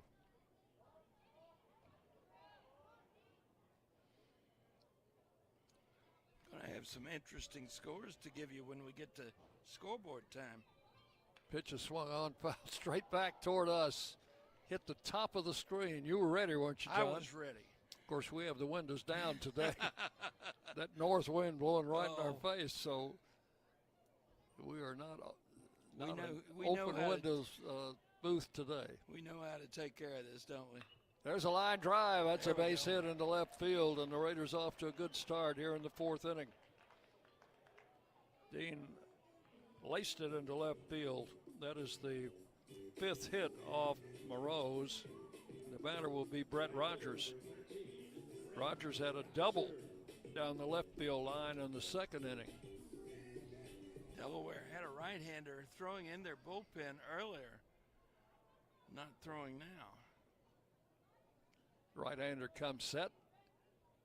And the pitch to Rogers is ball 1.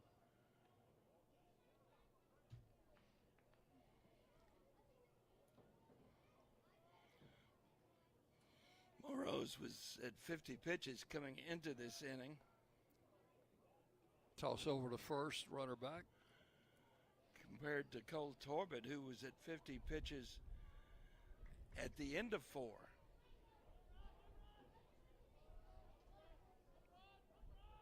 Rogers standing in from the left side, and the right-hander delivers, and it's an off-speed pitch in for a strike.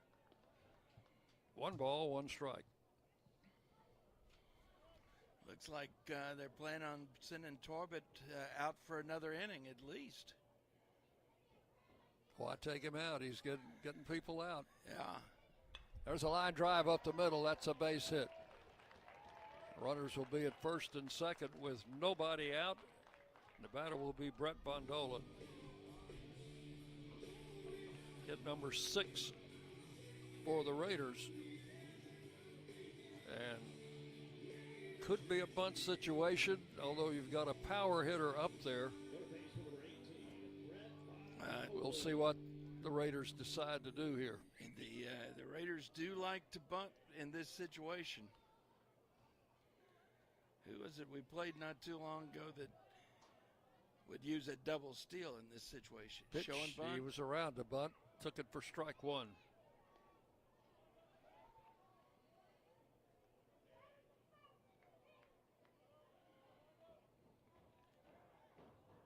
They're going to bunt. He needs to bunt it down the third base line. Third baseman was not prepared to. Pitch is outside. He showed bunt again. 1-1. Third baseman is covering the bag. 1 ball, 1 strike to Von Dolan. They are charging the first baseman and the third baseman, as John said, holding back. And the pitch is bunted. It's going to be picked up by the catcher, throws to third, and got the force there. That's a good play by the catcher, Cockrell. So O'Neill is forced at third, catcher to the third baseman. For the first out, Rogers goes to second. Von Dolan on at first on a fielder's choice. And we're getting a mound visit, and this is not the pitching coach. I think this is that right, yeah. They've already called. We're going to see that right-hander that was throwing last inning. So Marone is going to come out, Morose rather, will come out with 1 out, runners at first and second. And he's had a pretty good outing for his team today, because he's still in a scoreless ball game. New pitcher coming in. We'll take a break, tell you about him when we come back. You're listening to Blue Raider Baseball from Van Wagner.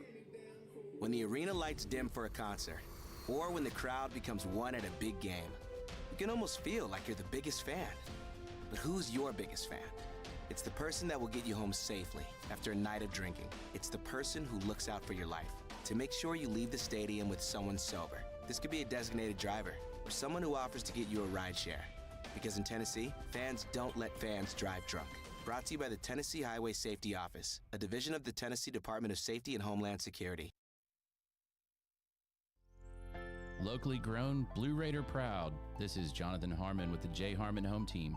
As an MTSU alumnus and lifelong Rutherford County resident, I bring the heart of a teacher, the grit of a Blue Raider, and over 15 years of real estate experience to every client. Honest to a fault, connected to the community, and driven to serve. I don't just help you buy or sell, I help you understand every step. The J. Harmon Home Team, where real estate meets real talk. The Blue Raiders are on News Radio WGNS. New pitcher in for Delaware with 1 out here in the 4th inning. He is a right-hander. Nick, how did you say that, John? Pilato. Nick Pilato. Yep, and Nick is making his 12th appearance all in relief. 23rd and a third innings, 16 runs, 11 of them earned on 21 hits, 14 walks, 28 strikeouts. He's got a 4.24 ERA, an 0-1 record, no saves. Opponents hitting .233. Of those 21 hits,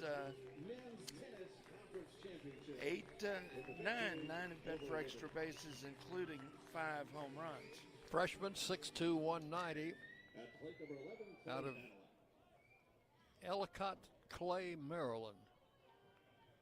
And he'll face Clay Badalack.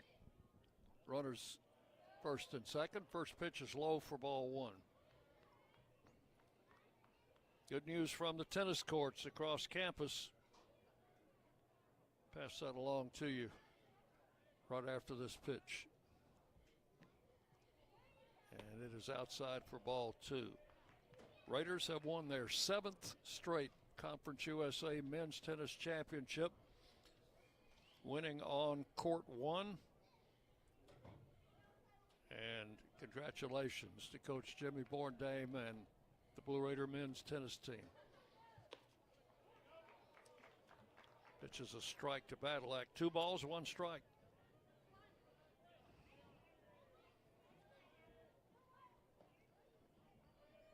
Bellato, the right-hander, checks the runners. The runners are going. Pitch is high. The throw to third's not in time. Double and steal. That will be a double steal. We took a page out of New Mexico State's playbook. Yeah. With a double steal. Rogers second to third. Von Dolan first to second. And the pitch was a strike, so it's 2-2 on Badalek. 2 men in scoring position. And this one's inside and saved by the catcher. It was headed for the backstop, and he dove and saved that ball from going through. So the count is now 3-2. First base open now.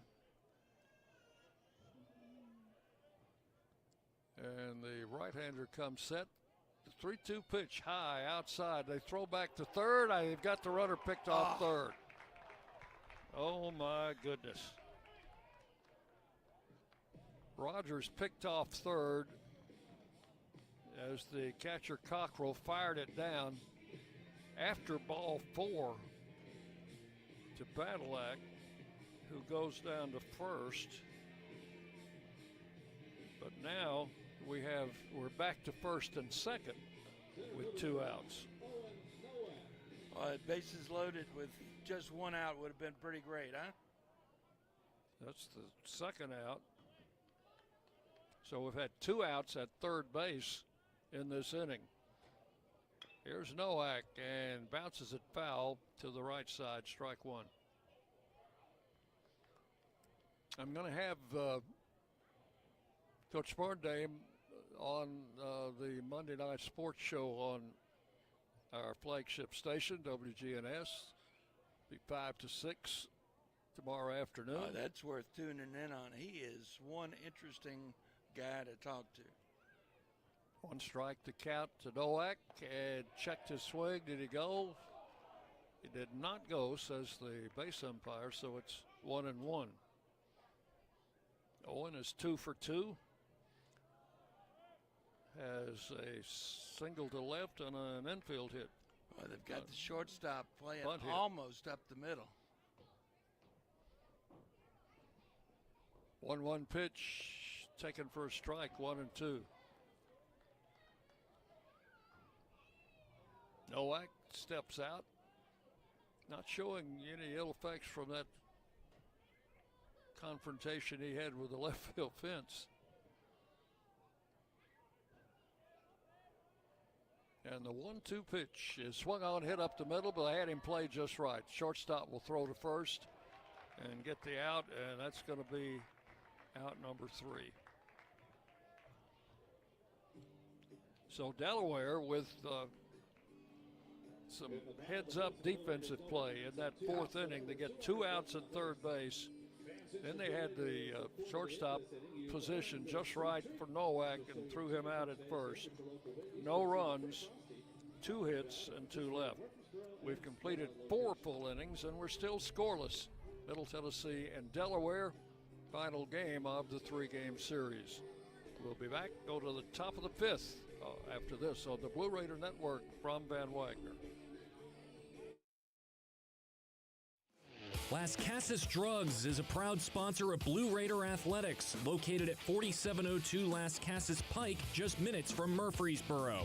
Las Casas Drugs strives to provide all of your pharmaceutical needs in that hometown atmosphere you deserve. Family-owned and operated, Las Casas Drugs offers free delivery, immunizations, drive-through window, gift shop, merchandise, and medication management programs. Come by and see how we can make a difference. And go Blue Raiders. game day style courtside with a stop at Lightning's locker room on the concourse. From bold new drops to timeless campus classics, we've got everything you need to turn heads from class to tip-off. Whether you're rocking a hoodie in the student section or sporting a tee around town, your look says it loud. You're here for the wins, the energy, and the tradition. So step up your style and your spirit, because at Lightning's locker room, the season never slows down, and every fan plays a part in the hype. Let's make every day feel like game day. Rutherford County's MTSU station, News Radio WGNS.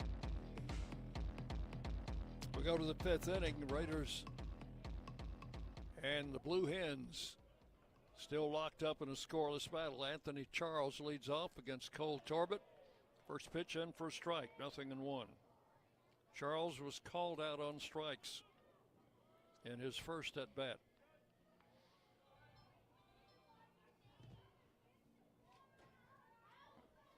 And the pitch to the plate, swung on, grounded to first, and O'Neill.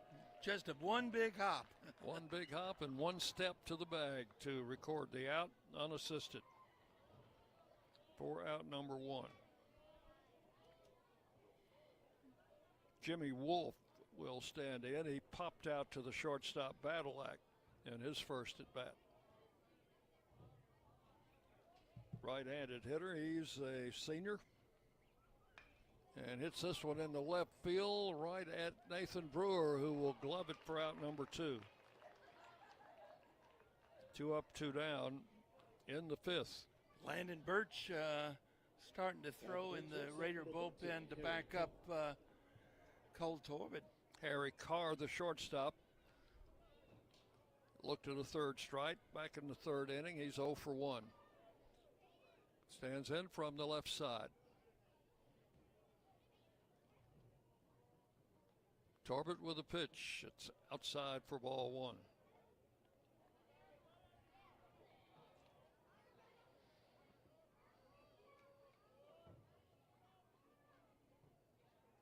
And the pitch. And that just missed the knees. Good looking pitch. Well, it sure was.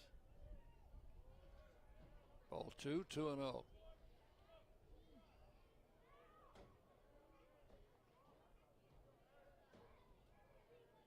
And the left-hander delivers on a fly ball down the left field line that is in foul ground, and a long run for Brewer. Just barely got just over the wall and out of play, and The scatters sideball. the youngsters down there who are anxious to get a foul ball. Yeah, we're going to be seeing a ball game starting over there in that area. 2 balls and 1 strike. And one of them comes away with the ball, and the rest of them got to follow along to check that out. That's pretty exciting, getting a foul ball. 2-1 the count. And the pitch to Carr is outside ball 3. Did you ever get a foul ball sitting in the stands? Oh, yeah. Yeah, I got about 3 at Greer Stadium, I think. Used to go there a lot. There's a strike. 3-2. Oh, the only one I ever got sitting in the stands was at Greer Stadium. And I'd taken the girls, and Laurel, I think, was maybe in the 2nd grade at the time. She says, "Daddy, get me a foul ball." Ground ball to short, booted. That was booted by That was Von Dolan, who was Yeah. over there and playing in the hole. Yeah. That's going to be an error. Unaccustomed as he is to playing shortstop. So that should have been the 3rd out. Instead, it's an error on Von Dolan. And with a runner at first, the batter is Minio. Got to be careful with this guy. He's been on base both times. Throw to first, runner back. Also got a foul ball at Wrigley Field. Yeah. And got one at Kansas City's Memorial Stadium back the when old ballpark. when the A's were playing there. Yeah. Well, I think that one I caught at Greer Stadium that night on demand was the only one I ever caught in the stands. I had a couple of them in the press box down in Memphis, of all places. Yeah, I got one at the press box. Almost took my head off at Southern Mississippi. Here's the pitch to the plate. Swung on and missed. Had him fooled on that pitch. Strike one. That one at Wrigley Field was a legitimate catch. I was in a box, second row of box seats behind first base, and the ball hit the rail on that separated the box seats, came right in my hand. I mean, I didn't have to move. The one at Kansas City was a little bit illegitimate because there was nobody sitting in the upper deck, and my friend and I decided we'd go in the upper deck and try to get a foul ball, and sure enough, we chased one down. Pitched the plate, just missed outside. That was a very good pitch by Torbett. Sure was. Well, the two that I got in the press box in Memphis, I got to admit, I picked up off the floor. I let them go past me, hit the wall behind me, and pick them off the floor. Play them off the wall. Yeah. 1 ball, 1 strike to Mineo. There's strike 2 called. Came with a fastball on the outside corner. Well, he needs to just get Mineo out here and get past him for another 9 batters. Runner at first. Carr with the lead. And the 1-2 pitch hit up the middle. That is going to be, is that caught? Nope, not caught. The umpire says he trapped it. Nowak was a little in between. He was trying to decide whether to play it on the hop or to try and catch it, and I think he decided at the last second to try and catch it. But it just hopped in front of him. So Mineo's on for the 3rd time. Oh, this is what errors do for you. You should have been out of this inning. Now you've got first and second. Got first and second and an extra hitter that you didn't want to face. Now 2 extra hitters. Cockrell takes the pitch low for ball 1. 1 ball, no strikes. Time call. Coach Myers coming out of the pen or out of the dugout, looking at the pen, walking to the mound. I want to say hello to a couple of our loyal listeners. Hear from them just after just about every game. Lois Garrett used to come to the ball games, and she listens faithfully now. And our friend Bud Morris. Bud always gives me a text. Telling me that it was a great game. Whether we win or lose, it's a great game. Both of them good friends of the program. Both of them good friends of ours. Miss seeing them at the park. 1 ball, no strikes to Cockrell. Short meeting. Breaks up. Met Walker Shaw's dad yesterday in the parking lot after the ball game. Said he listens to us when he's not here. Lives down in Atlanta. He says when he's here, he often listens to us on the radio.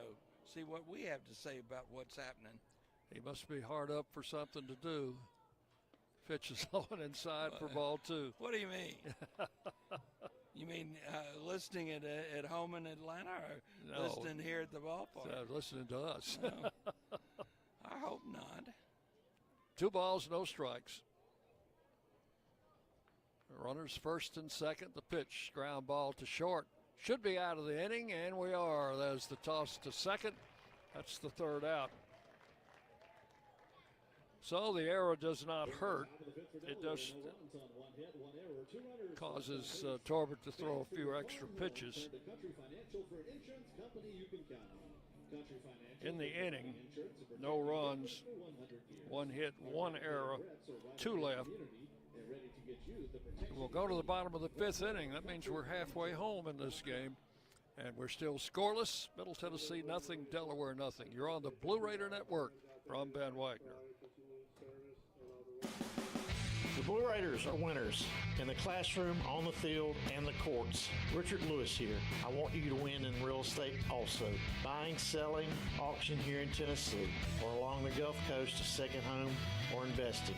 Give me a call to help start that winning process. 615-319-9981.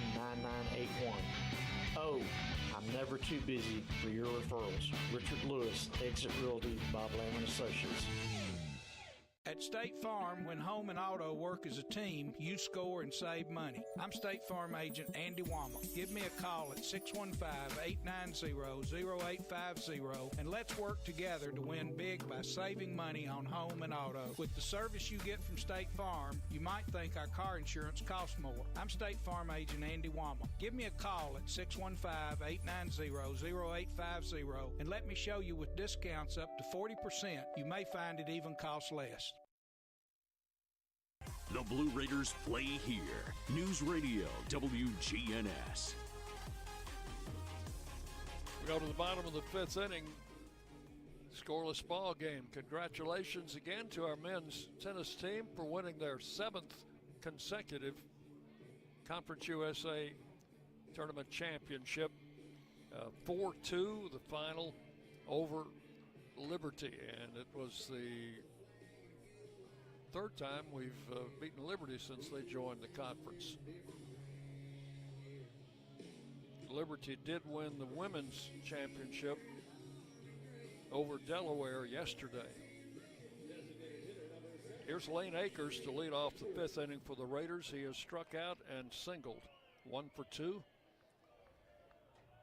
Second pitcher for Delaware is the freshman Nick Bellato, and the first pitch outside to Akers for ball 1. Give you final numbers on the starter. Doug Morose goes 3 and what was it? 1/3. 3 1/3. No runs on 6 hits, a walk, and 2 strikeouts. Yeah, he pitched well after Sure missing a start last weekend. 2 balls, no strikes to Akers. I'm glad I don't have to face him next week. The pitch. That's a strike right in there, 2-1.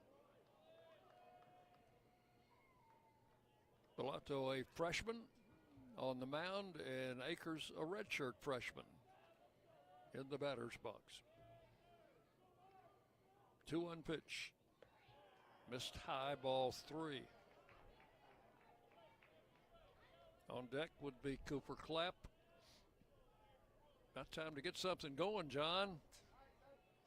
Get some runs on the board. Akers drills it foul down the left field line. Out of play. 3-2. Those kids have figured out how to get through between the hedge and the fence. Go after foul balls. Yeah. Full count to Lane Akers. High inside, and he walked him. Leadoff walk. It's the second that Bellato has given up since he came in last inning. The batter is Cooper Clapp. 0 for 2. Has grounded out and popped out. Stands in there from the left side.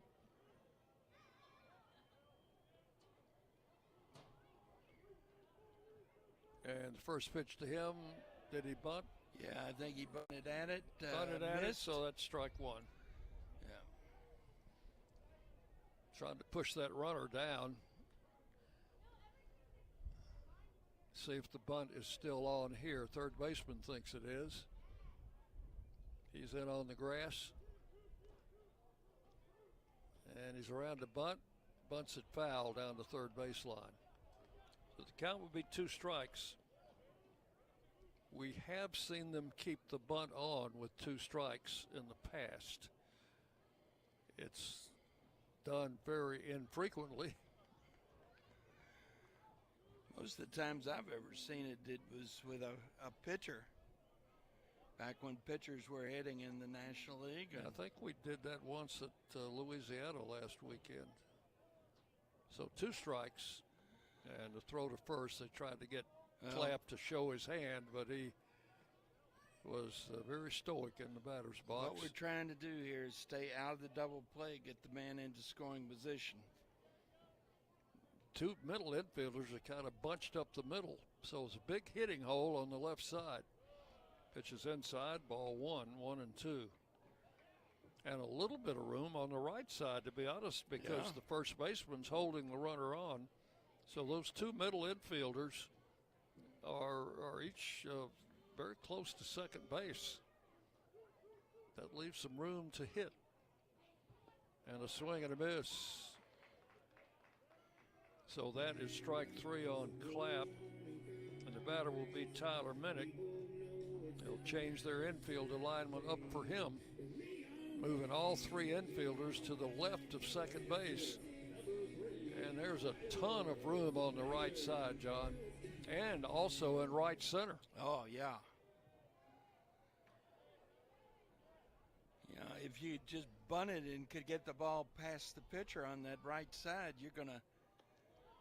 Pitches inside, ball 1. I don't think Minnick's going to be bunting. No, but if you could just kind of slap it, get anything past the pitcher on that first base side, you're going to have runners at first and second. Akers with good speed, the runner at first. 1 ball to count to Minnick, time called. I don't know who called time, the batter or the catcher, but the umpire pitch has count was down, the clock was down to 2, and they charged that to middle.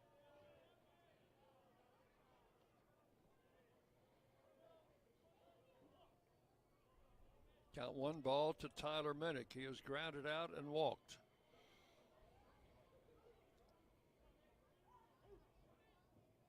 Bellato, the freshman, comes. There's a ball hit to the left side. Backhanded by the shortstop. Long throw to first is off the mark, and the Raiders have him at first and second. It'll be an infield hit. Shortstop did a good job just getting that ball and keeping it in the infield. That's the first hit off Bellato. First and second, 1 out. Here's Nathan Brewer.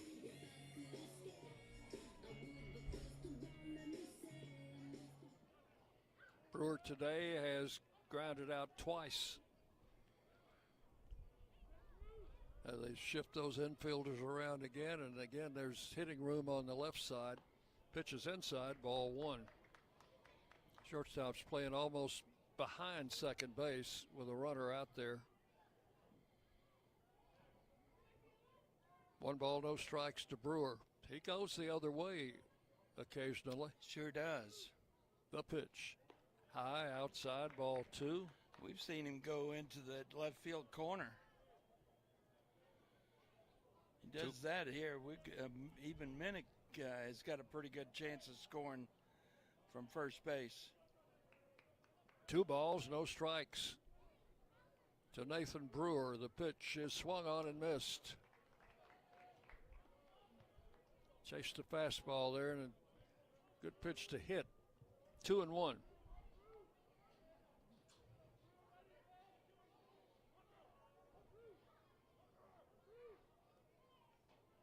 Runners lead, and the pitch to the plate is into the turf. Did it hit him? I think it hit him. That's going to load the bases. And we'll bring up Dean O'Neill with the bases loaded. And 1 out.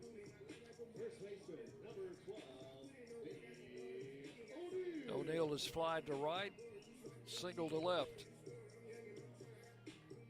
He's our RBI leader, is he not? He is, with 43. He's got a RBI chance here. Swings at the first pitch and grounds it foul down the right side. It was an outside pitch, and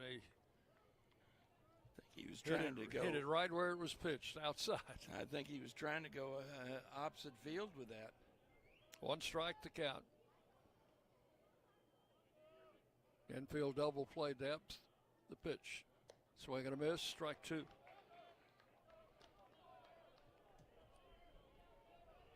Oh, 2 the count.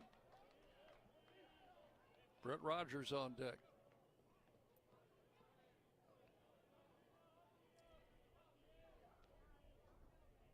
0-2 pitch. High outside, got by the catcher. Here comes the runner in from third. He will slide across home plate on his backside and score the first run of this game. And the other two runners move up, so Raiders finally break through. Wild pitch will make the count 1-2 as Minnick advances to third and Brewer to second. Lane Akers scores from third on the wild pitch. 1-0 Raiders. Now they bring the infield in. Still just one out in the inning, and a foul out of play, and the count holds at 1-2.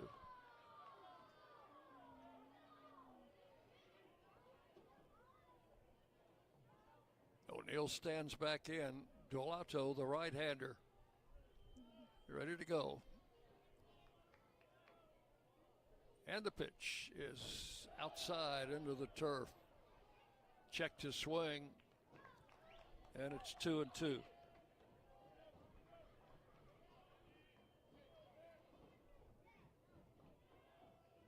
One to nothing Raiders. We're in the bottom of the fifth inning.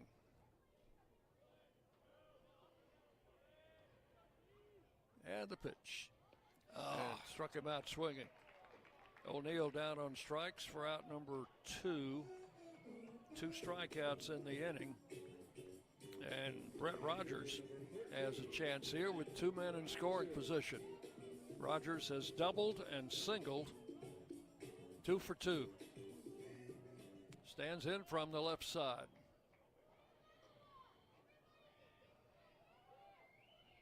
Both those hits off the starter, Moreau's.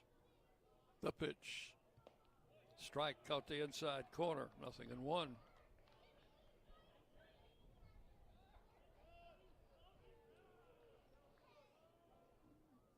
Minnick at third, Brewer at second. And the pitch. Hit up the middle. That's a base hit. Raiders are going to score 2. And the throw will come to second base. It is a 3-0 game, and Brett Rogers with a 2-out single to center field. Boy, we needed that.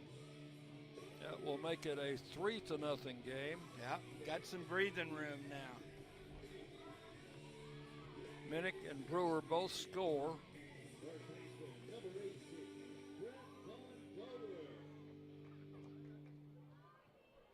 Wow. Rogers at first, and the batter is Brett Bondolan.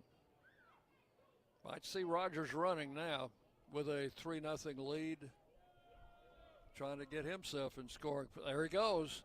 Pitches outside to throw to second. It's a good throw, but not in time. Brett Rogers steals second base. That throw high. So for Rogers, his 9th stolen base of the season puts him in scoring position. Count of 1 strike on Bondolan.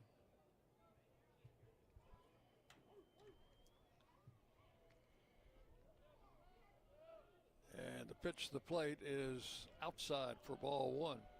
1-1. Clay Badalak waiting to hit next.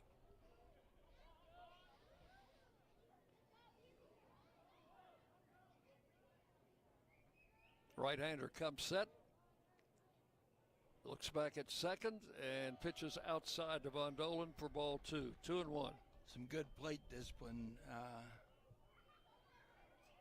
A couple of weeks ago, he'd have been swinging at that pitch.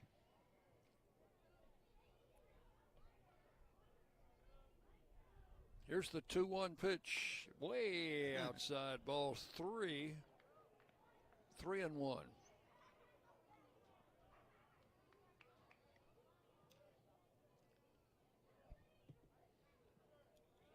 Three runs on a couple of hits in this inning, and wild pitch was a big part of the inning. There's a strike called. 3-2. It kind of broke the dam, didn't it? Yep. Akers scored on a wild pitch, and then Rogers drove in the 2 other runners who were on base. Full count, 3-2. And that one's outside. It gets, nope. Was that called a strike? No, apparently not. Everybody came walking in, and I thought that was ball 4. I didn't really get the call from the plate umpire. Ball 4, and the pitch got away. So it's another wild pitch. Yeah, Brett Rogers paying close attention and advances to third. So now we've got runners at first and third with 2 outs. Raiders are going to pinch hit here. No? Coach Myers just wants a word with Badalak. Yeah. Could be talking about a possible squeeze with 2 outs. Yeah, and Coach Nichols in from the third base coaching box.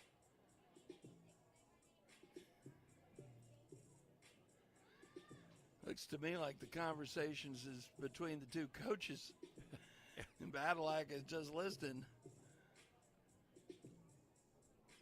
So you know what to do, son? Yes, sir. All right, Whatever we're you ready say, to go. sir. Sir, yes, sir, right? We got our plans ready.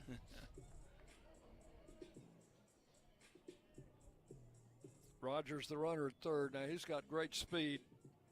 Von Dolan at first. And now the head coach. We're going to see a new pitcher now.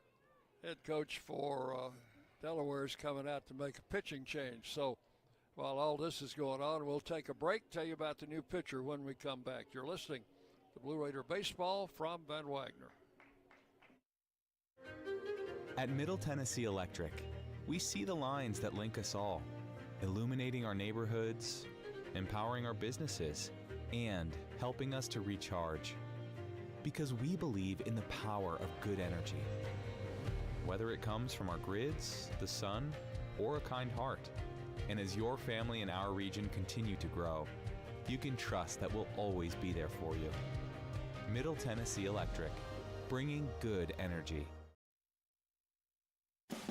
Hey Blue Raider fans, this is Brad Hopkins with Exit Realty Bob Lamb & Associates. Winning in real estate is a lot like football. Good coaching and recruiting a great team are the keys. I put together a team of lenders, inspectors, and home professionals to help you succeed. Let me coach you through this process and make sure you come out a winner. Whether you're looking to buy, sell, or invest, I am here to help you win. Visit BradHopkinsHomes.com or call 615-556-9239 to find out more. WGNS, the flagship station for Blue Raider sports. We've got a new pitcher, Ben Moisan, number 36, in for Delaware. What can you tell us about Ben? Well, he's making his 12th appearance, all in relief. He's thrown 23 innings, given up 17 runs, all earned, 23 hits, 15 walks, 23 strikeouts.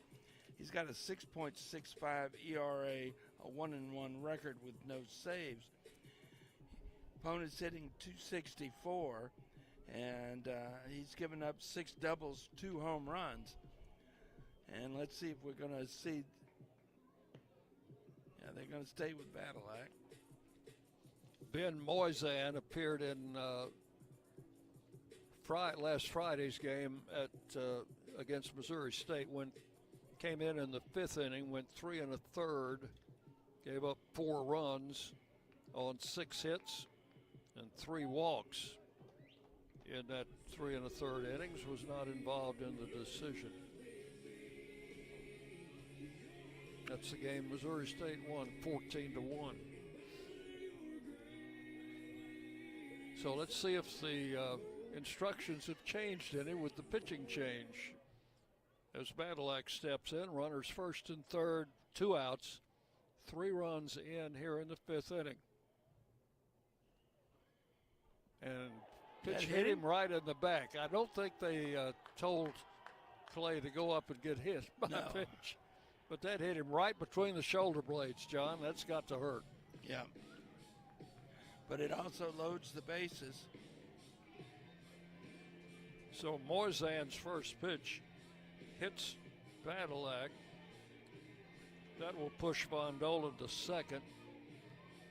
Badalak trainer and the head coach came out to check on him, but he's okay. He's at first, so the bases are loaded with 2 outs. And the 9th man to bat in the inning is Owen Nowak. First pitch to him is drilled right at the first baseman. He'll make the play unassisted, and that will end the 5th inning. But a productive inning for the Raiders, who come up with 3 runs on 2 hits and 3 men left on base. So we have completed 5 full innings, and it is Middle Tennessee 3 and Delaware nothing. You're listening to Blue Raider Baseball from Van Wagner.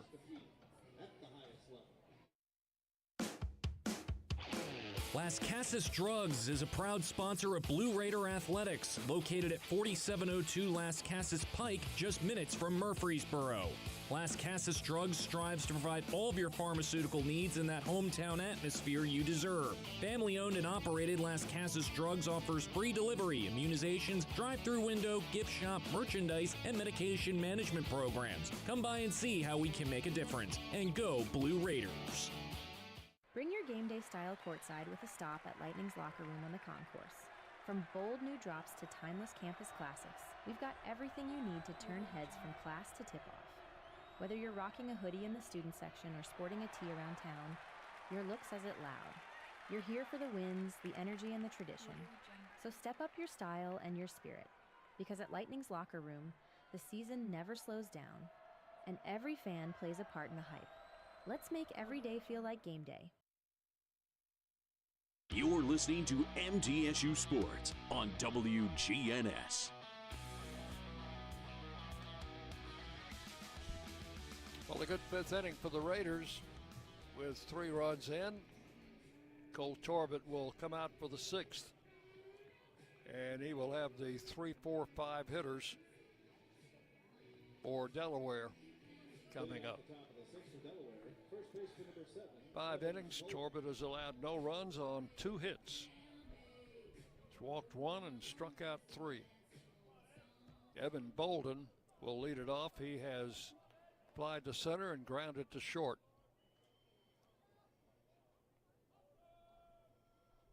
And the left-hander delivers a pitch right in there for a call strike, 0-1.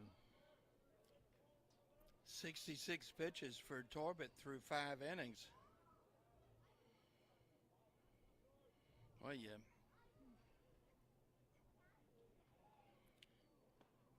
Strike at the knees, and it's 0-2 to Bolden. You limit those walks. He's just walked 1, so been throwing strikes.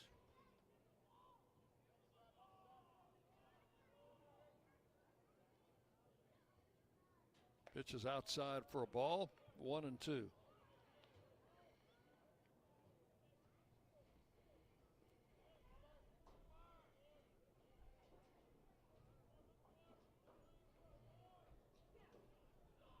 The 1-2 pitch, grounded to third, backhanded by Von Dolan. Long throw across, and it's going to be in the dirt. It's going to be O'Neal an couldn't E5. come up with it, so that will be an error on the throw. Did a nice job of picking that ball, but he was right on the line when he did, and just did not get the good throw that we normally see from him. So a runner at first, no outs. The batter is Sam Winsett, who is grounded out and walked. The cleanup hitter is a right-handed batter. Pitch inside, ball 1. Winsett had a home run yesterday. Solo shot.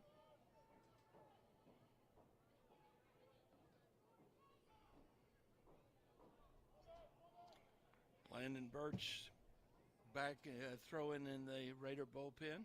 There's a bunt. Torbett picks it up, throws to first, and gets the out there. That'll be a sacrifice for Winsett. Torbett made the play for the first out. Down to second is Bolden. And the batter is going to be Noah Burrows. Fly deep to center field, left center in the second inning. That's the ball that Nowak caught right up against the wall and then crashed into the wall. And he popped out in the fourth. Pitch to Burrows, low for a ball. 1 ball, no strikes. Raiders go to Cookeville on Tuesday for our annual game up there with the Golden Eagles. One we always look forward to. Oh, yeah. The pitch. Foul down the left field line, 1-1. May even be able to finish a game up there this year, John. Oh, you're referring to that that debacle last season? Yes. That just turned into an unsafe situation. 1 ball, 1 strike to count to Burrows. And the left-hander delivers, just missed the knees. Ball 2, 2-1.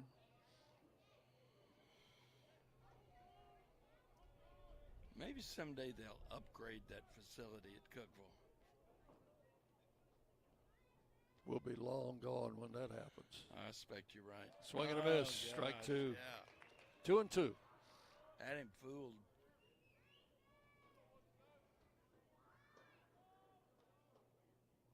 Beautiful day here on Sunday afternoon. A little bit chilly with that north wind. Had a drop of about 20 degrees in the temperature. Ground ball to short. Badalak looks the runner back, throws to first in time. And that is out number 2. 2 down in the 6th. Well, maybe it won't snow when we go to Cookeville on Tuesday. Or maybe it won't hail like it did 2 years ago. Last year was just a thunderstorm, right? Yeah, quite a thunderstorm. And lasted and lasted. The Chesseray, who's grounded out twice, stands in. Takes the pitch outside for ball 1. Just missed off the corner.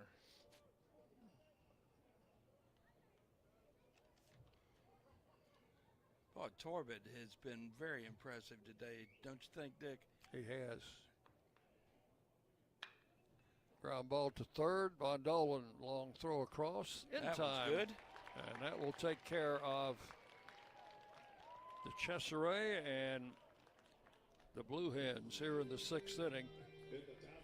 The leadoff error did not hurt. No runs, no hits, an error, and 1 left. And we go to the bottom of the 5th inning. Middle Tennessee 3, Delaware nothing. You're listening to Blue Raider Baseball from Ben Wagner.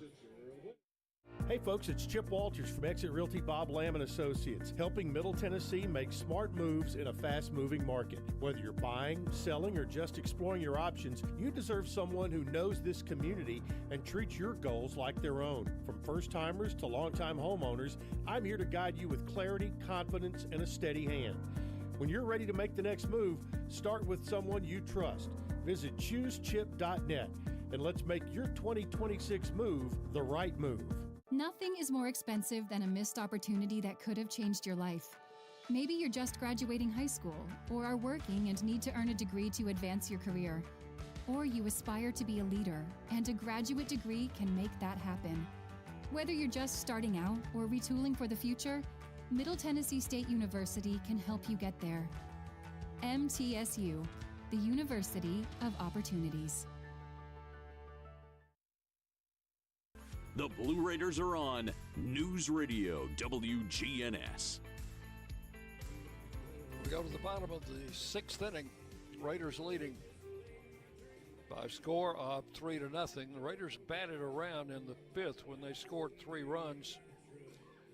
So Lane Akers will get to lead off the 6th inning just as he did in the 5th. And if he leads it off the same way, we'll have a runner on base. He drew a walk to lead off the 5th inning and later came around to score on a wild pitch.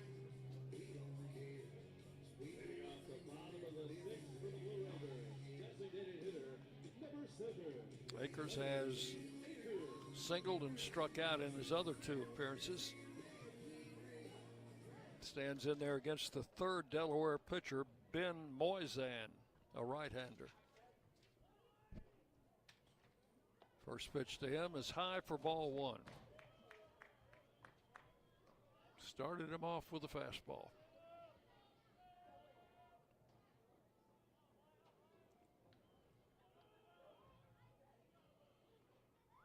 And a pitch. Foul to the screen. That one at 91. I think he's the first pitcher in this game that has touched 90 on the radar gun today. 1 ball, 1 strike. Pitch just a little bit high for ball 2, 2-1. Yeah, Torbett's fastball tops out, what, 87, 88, right in there? Yeah, right in that area. 2 balls and a strike to Akers. The pitch. Swing and a miss. Strike 2. Moisan, a junior, 6'1", 205 from Bethlehem, Pennsylvania. He's a transfer from Old Dominion.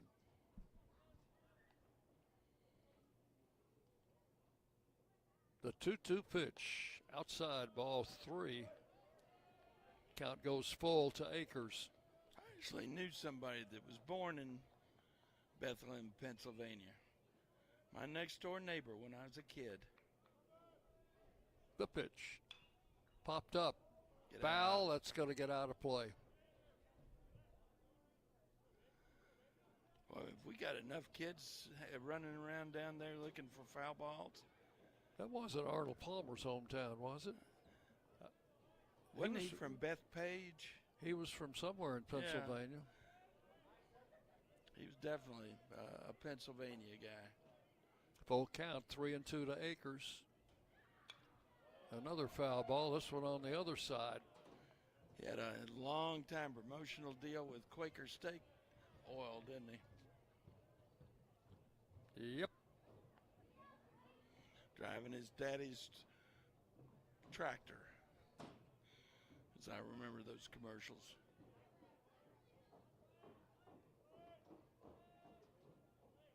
Another 3-2 pitch coming to Akers. Took it low for ball 4, so he does indeed start the 6th the same way he started the 5th, with a base on balls. I hope he ends the inning the same way that he got through that last inning with a run scored. Here's Cooper Clapp, who is looking for his first hit today. He's 0 for 3. I'm thinking we need to do some adding on here. Well, he tried to bunt last time up, but was unsuccessful with a runner at first. Let's see what happens here. And lays the bunt down. It's going to be a foul ball. Got about 40 feet down the line and just outside the third base line. Yeah.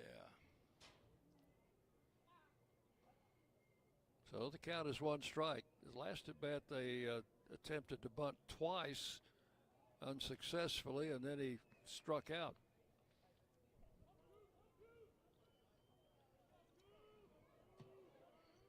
Akers, the runner at first, short lead. And will draw a throw. Was that a sidearm throw that he made over there? Almost submarine, wasn't it? Well, it pulled the first baseman off. Yeah. I mean, his arm angle was like waist high. He's not bunting this time. Takes the pitch outside. Count will be 1-1 now on Clapp.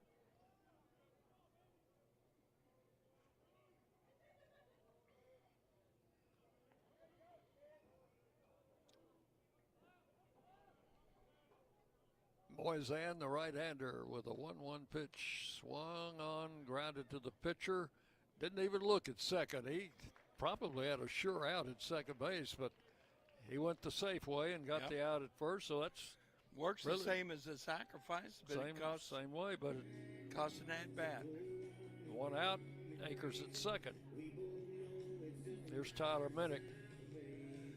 And they put the big shift on. The second baseman a step or two to the left side of second base, out at the edge of the dirt. He beat the shift last time, hit it in the hole, and the second baseman was the shortstop was able to backhand it, but could not make a play. Pitch to the plate. Minnick takes it high for ball one. Look at that flag now, Dick. It's settled down some. I don't think that wind's blowing quite as hard as we were seeing earlier. And just as I say that, it might be picking up again. The pitch. Missed outside for ball two, 2-0.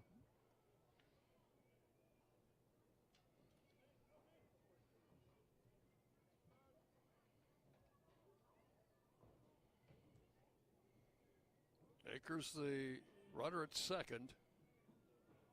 And the pitch to the plate. Inside, back to the backstop. Will that hit him?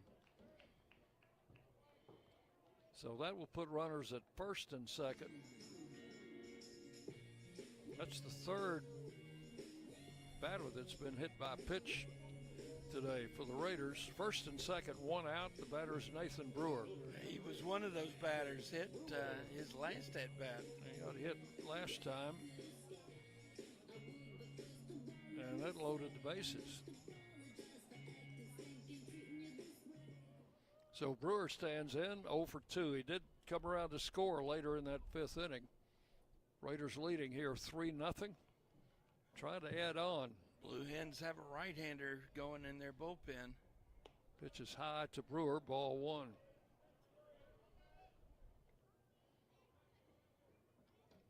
We'll check scores of other games during the seventh inning stretch for you.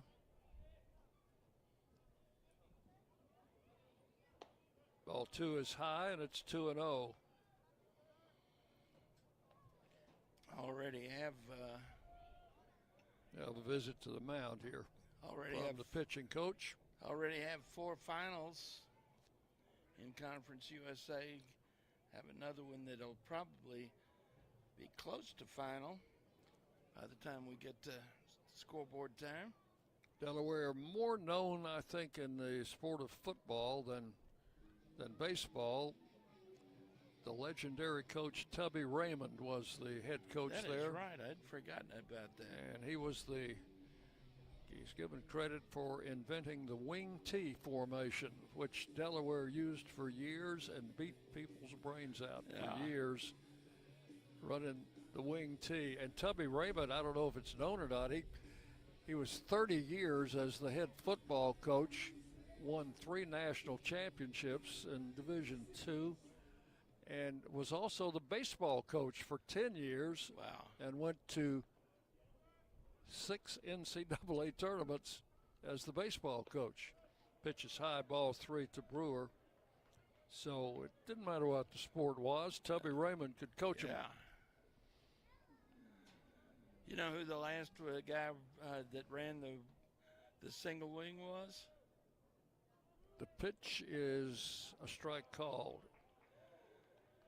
Now, I'm not talking about single wing. I was talking about the wing T. I know, but the single wing, which is what the wing T replaced. Well, Tennessee ran it a long time, but I don't think they were the last. No, but it was Shirley Majors. At Sewanee. And he was still running that wing T, or that single wing when I was in school, and it drove our football people crazy. It's outside, ball 4. That'll load the bases. I'll tell you who also ran the single wing successfully for years and years was Lee Pate at Central High School in Murfreesboro.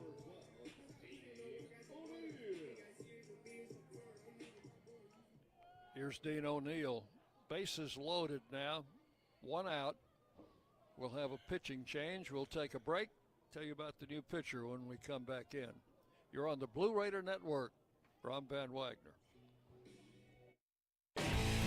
Will Fraley, attorney at law, has experience you can count on. Former Blue Raider baseball player and MTSU alum Will Fraley serves Murfreesboro and the surrounding communities. Put a strong and experienced legal fighter on your case. Give Will Fraley a call and he can handle all of your legal matters, including criminal and domestic or family law. Visit willfraleylaw.com or call 615-410-7290.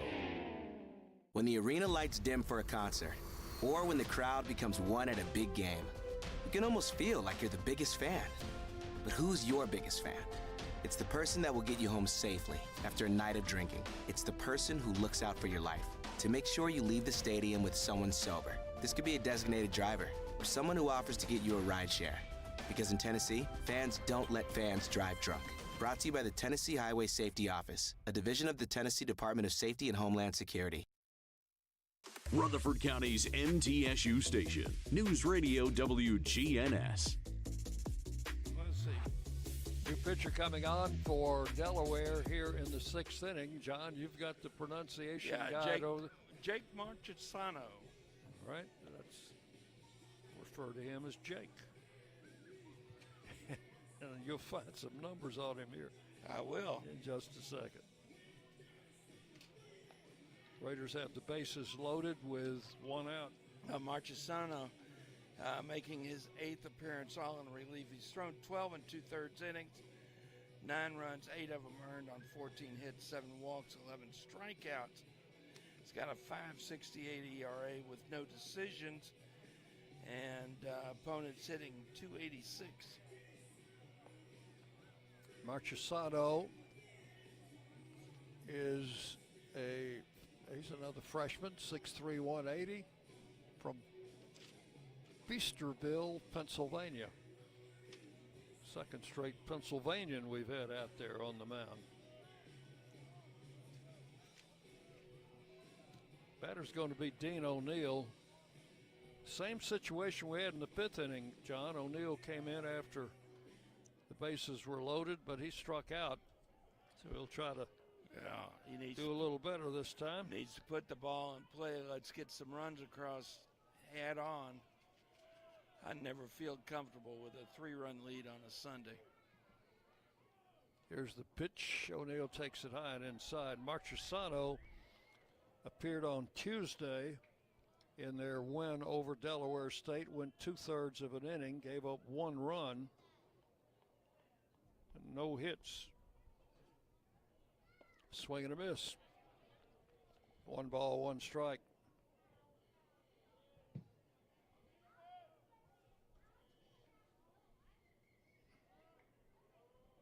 Bases loaded, 1 out. We're in the 6th inning. Strike called on an off-speed pitch, 1-2.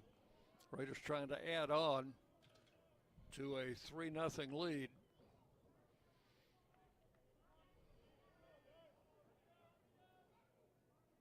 And the pitch. Missed inside, ball 2. 2-2. Rogers on deck, delivered a big hit. Bases loaded single in the 5th inning. Drove in a couple.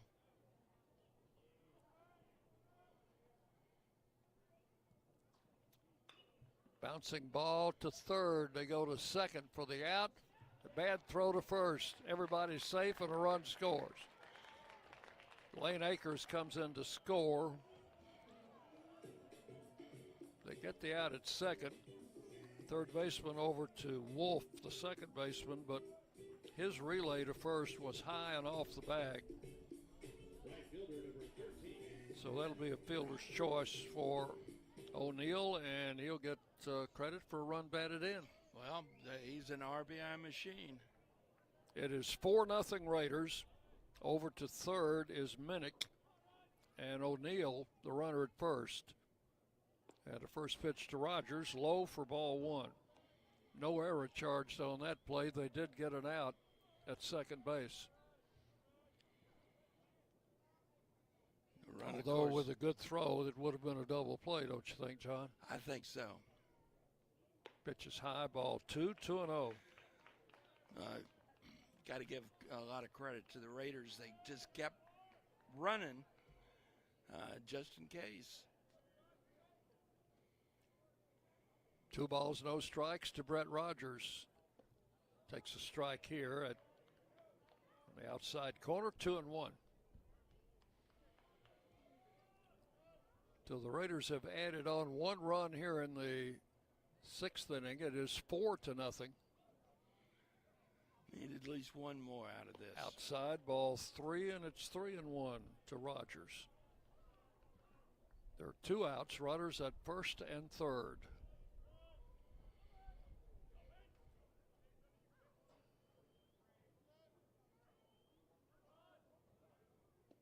Ball 4 is low.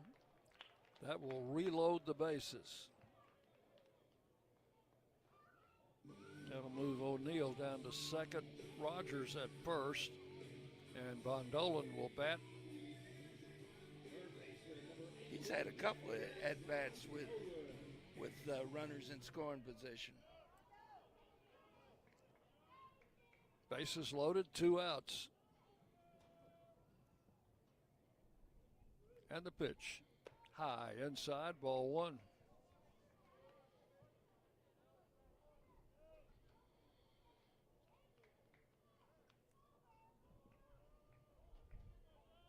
Right-hander comes set. And the pitch to the plate is outside, ball 2, 2-0.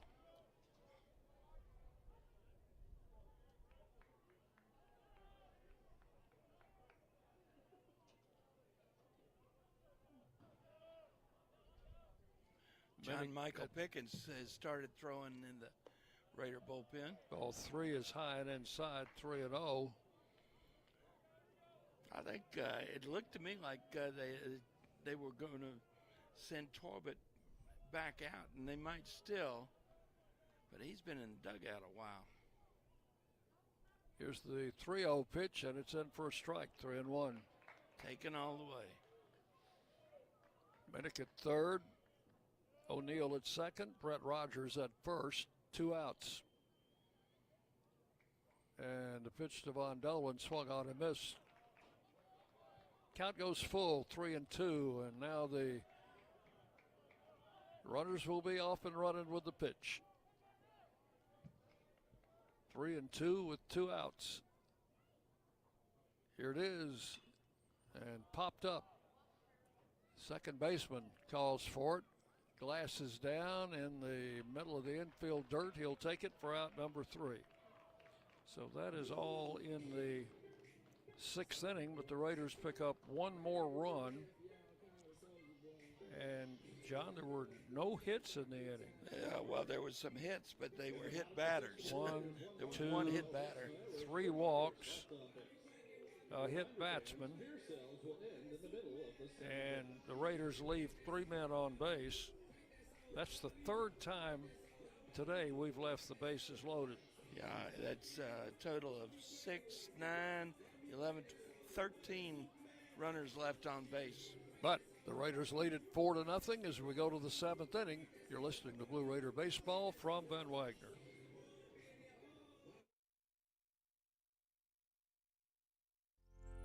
Locally grown, Blue Raider proud. This is Jonathan Harmon with the J. Harmon Home Team. As an MTSU alumnus and lifelong Rutherford County resident, I bring the heart of a teacher, the grit of a Blue Raider, and over 15 years of real estate experience to every client. Honest to a fault, connected to the community, and driven to serve. I don't just help you buy or sell, I help you understand every step. The J. Harmon Home Team, where real estate meets real talk. Las Casas Drugs is a proud sponsor of Blue Raider Athletics, located at 4702 Las Casas Pike, just minutes from Murfreesboro. Las Casas Drugs strives to provide all of your pharmaceutical needs in that hometown atmosphere you deserve. Family-owned and operated, Las Casas Drugs offers free delivery, immunizations, drive-through window, gift shop, merchandise, and medication management programs. Come by and see how we can make a difference. And go Blue Raiders! The Blue Raiders play here. News Radio WGNS. A little bit behind schedule, but we'll pause 10 seconds for station identification. You're listening to Blue Raider Baseball.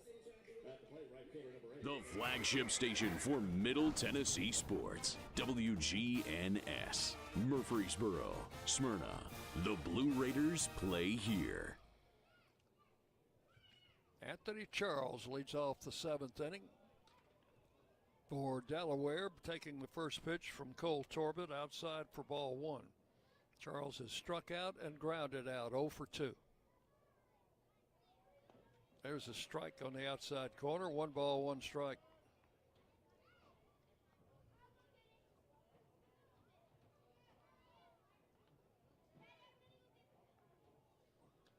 Left-hander delivers a swing and a miss. Strike 2. 1 and 2.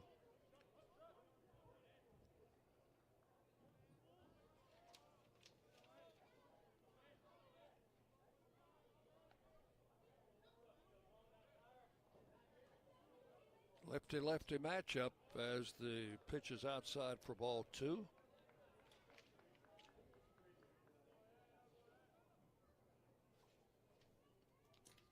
Two balls, no strikes. And a shot to first baseman. Dean O'Neill grabbed it. Hit right at him.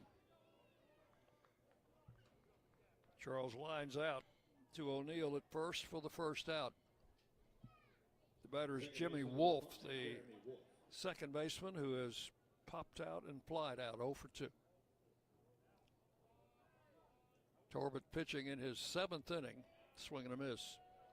His longest outing in his 2 starts to date has been 3 innings, so he is more than double that. Well, I think they would have been just real happy with 4 innings out of him today. There's a ball hit to right field. Charging as Rogers makes a sliding catch for out number 2. Nice job. Playing him shallow as he has played most of the hitters all day because of the wind, and had a good jump on that ball. So that's out number 2. 2 down in the 7th. We'll check scores of other games during the 7th inning stretch coming up. Got lots of scores to report. Harry Carr will be the batter. The number 9 hitter takes a strike, 0-1.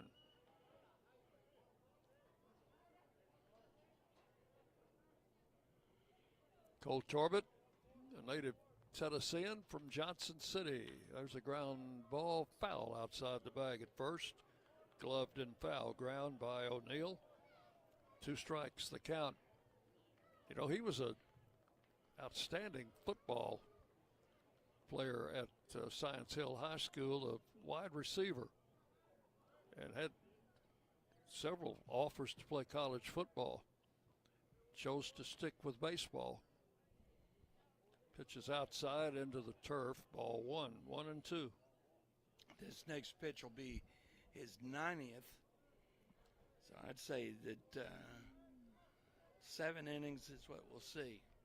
Landon Birch again throwing in the Raider bullpen.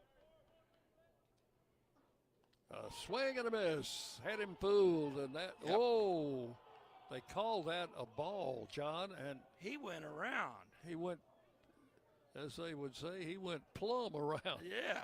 Oh, bad call. Third base umpire, and he's the one that made the call. He missed that one. No, he was looking at his feet when that pitch was made. The pitch, There's strike 3 the strike. call. Justice prevails. Yeah. Called out on strikes. 3 up, 3 down in the 7th. Nothing across. 7th inning stretch time. You're listening to Blue Raider Baseball from Van Wagner.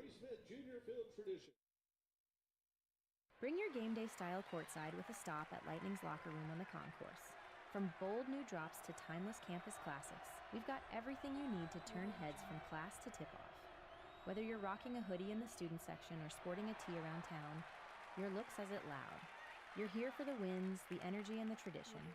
So step up your style and your spirit, because at Lightning's Locker Room, the season never slows down, and every fan plays a part in the hype. Let's make every day feel like game day. The Blue Raiders are winners in the classroom, on the field, and the courts. Richard Lewis here. I want you to win in real estate also. Buying, selling, auction here in Tennessee, or along the Gulf Coast, a second home, or investing. Give me a call to help start that winning process. 615-319-9981. Oh, I'm never too busy for your referrals. Richard Lewis, Exit Realty, Bob Lamb & Associates. WGNS, the flagship station for Blue Raider sports. Back at Reese Smith Field, just finished God Bless America at the 7th inning stretch. The Delaware Blue Hens taking the field. Raiders on top this afternoon, 4-0, and well, we give you that score. Let's give you what else is going on in Conference USA. Down in Georgia, Louisiana Tech, a 4-3 winner at Kennesaw State. In Alabama, Jacksonville State prevails at home 7-2 over FIU. In Dallas, Liberty goes in and takes 2 out of 3 from Dallas Baptist, 9-8 winner today.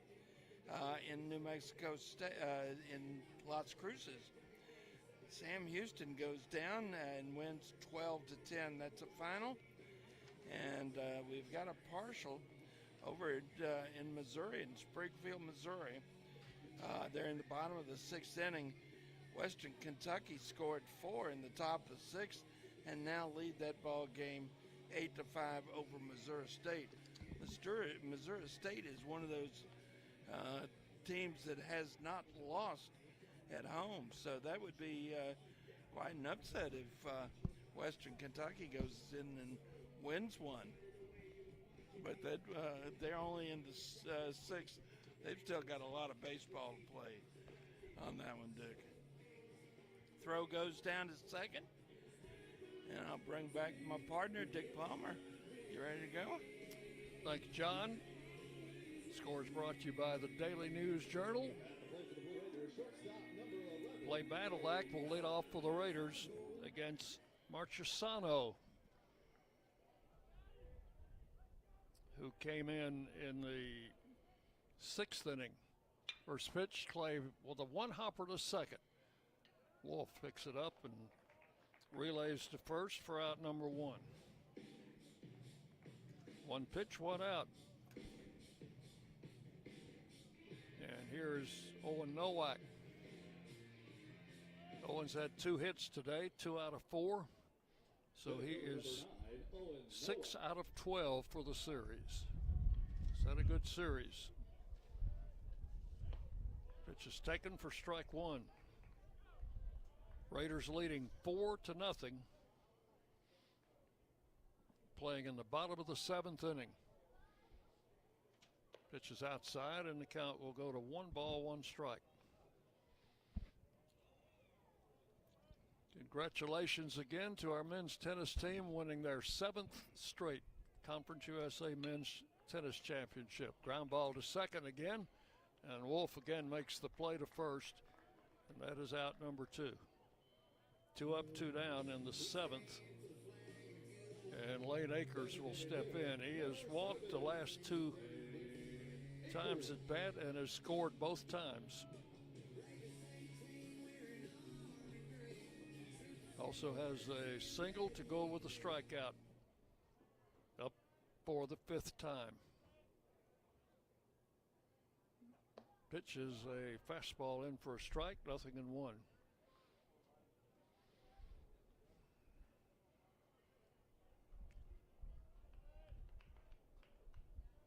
And the right-hander delivers inside for a ball, 1 ball and 1 strike.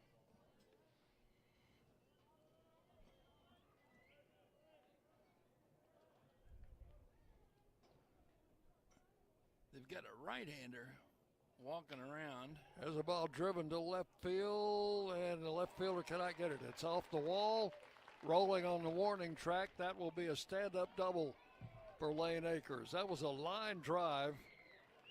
That got to the wall in a hurry. Yeah, the left fielder Burrows tried to one-hand it as it whizzed by and was unable to come up with it. So for Lane Akers, his second hit of the game. He's at second base with 2 outs for Cooper Clapp, who is looking for his first hit of the game. Looks like the Blue Hens have a right-hander not throwing yet, but probably will be doing so pretty soon. Pitch is outside to Clapp for ball 1.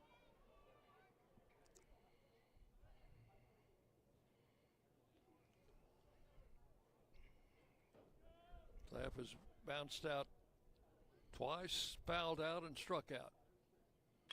Bounces it to the right side, and that's going to be the inning as Wolf threw out all 3, made the play on all 3 outs in the inning. Second to first, no runs, 1 hit, 1 left.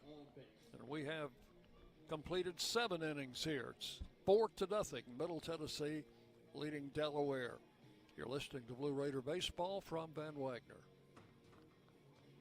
At State Farm, when home and auto work as a team, you score and save money. I'm State Farm agent Andy Wama. Give me a call at 615-890-0850 and let's work together to win big by saving money on home and auto. With the service you get from State Farm, you might think our car insurance costs more. I'm State Farm agent Andy Wama. Give me a call at 615-890-0850 and let me show you with discounts up to 40%. You may find it even costs less.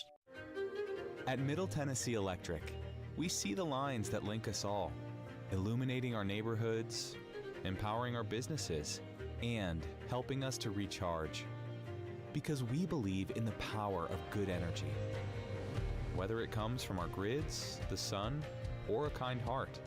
And as your family and our region continue to grow, you can trust that we'll always be there for you. Middle Tennessee Electric, bringing good energy. You're listening to MTSU Sports on WGNS. And we go to the 8th inning. Left-hander Cole Torbett will be facing the top of the batting order here in inning number 8. It'll be Minio. You know, I'd like to get this guy out at least once today, John. A couple of hits and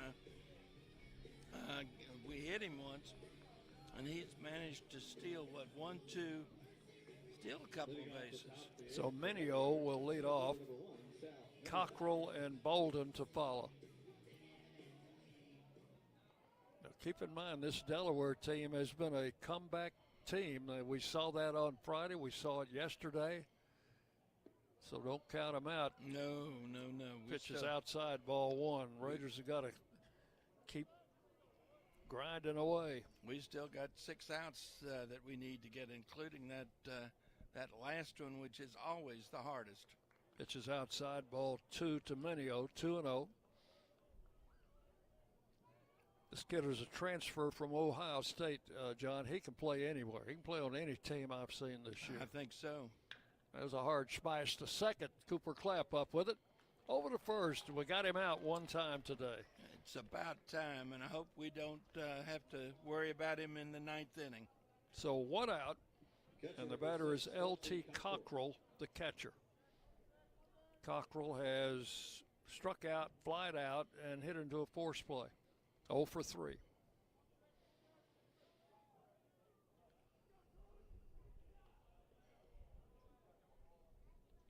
Torbett with the pitch, and it's in for a strike, 0-1. It's got to be up around 100 pitches now. That was number 95.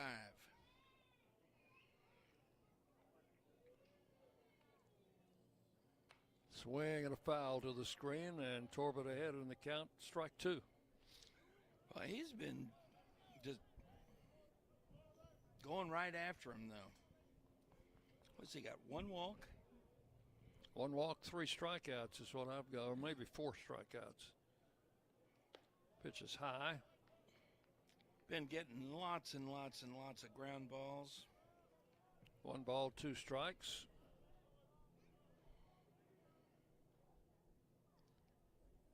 And a swing and a miss, strike 3. Or did that ball, no, that's an out, and that hit That hit Tyler Minnick. What did he get him with the bat? Maybe. It might have been, John. I don't know. The umpire called him out. The umpire called him out, and he's going back to the dugout. And Minnick went down immediately. So that was a swinging strike. So I think the bat must have caught him, John. I've had that happen. And it knocked that pitchcom thing out of his cap, and he's picking it up now. I don't know anything about what it is to have your pitchcom because that was about 50 years too soon for that. But I know what it's like to get hit with a bat, and it is not fun. So that will go down as a strikeout for Torbett, his 5th. And the batter is Bolden, who is 0 for 3. He was 5 for 9 going into this game, so Raiders have been able to cool him off a little bit. Pitch is in for a strike, 0-1.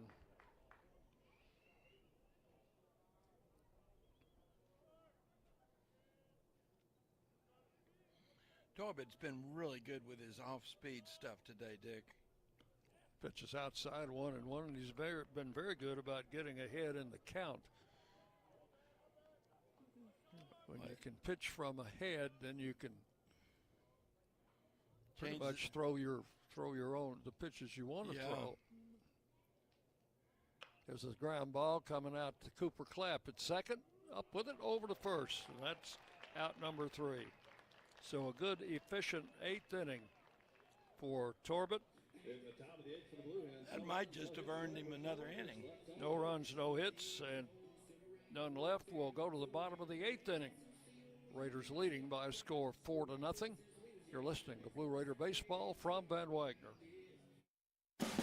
Hey, Blue Raider fans, this is Brad Hopkins with Exit Realty Bob Lamb & Associates. Winning in real estate is a lot like football. Good coaching and recruiting a great team are the keys. I put together a team of lenders, inspectors, and home professionals to help you succeed. Let me coach you through this process and make sure you come out a winner. Whether you're looking to buy, sell, or invest, I am here to help you win. Visit BradHopkinsHomes.com or call 615-556-9239 to find out more.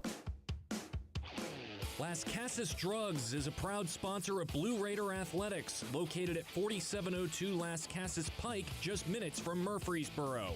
Las Casas Drugs strives to provide all of your pharmaceutical needs in that hometown atmosphere you deserve. Family-owned and operated, Las Casas Drugs offers free delivery, immunizations, drive-through window, gift shop, merchandise, and medication management programs. Come by and see how we can make a difference. And go Blue Raiders! The Blue Raiders are on News Radio WGNS. We go to the bottom of the 8th inning. Raiders leading by a score of 4-0. A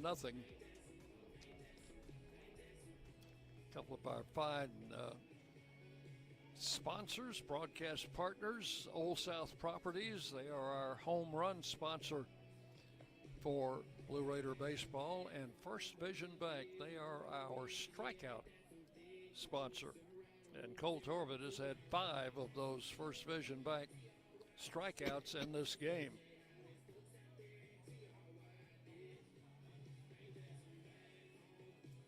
In the 8th inning, Minnick, Brewer, and Dean O'Neill scheduled to hit for the Raiders against.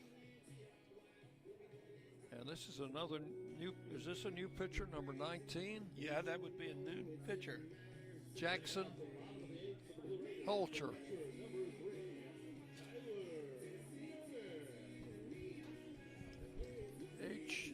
Hulcher, Hulcher. Making his 13th appearance, all but one in relief. I'll get you numbers here after this first pitch. Pitch to Minnick is high for ball 1. He's thrown 28 in the 3rd innings, given up 24 runs, 23 earned on 27 hits, 25 walks, 36 strikeouts.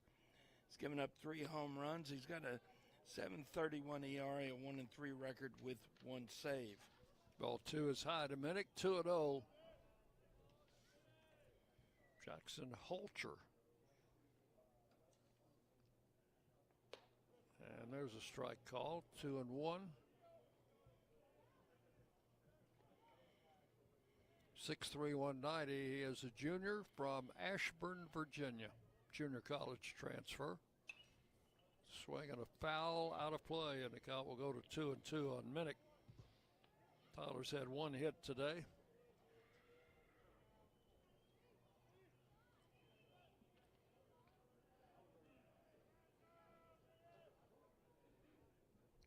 And the right-hander delivers, and a ground ball left side. Shortstop has it. Long throw to first, and it's in time. It's a good play by Carr, the shortstop. He's had a number of fine plays this weekend. One out in the 8th. Here's Nathan Brewer. Nathan's looking for his first hit. He's grounded out twice. He's been hit by a pitch and has walked. Stands in from the left side.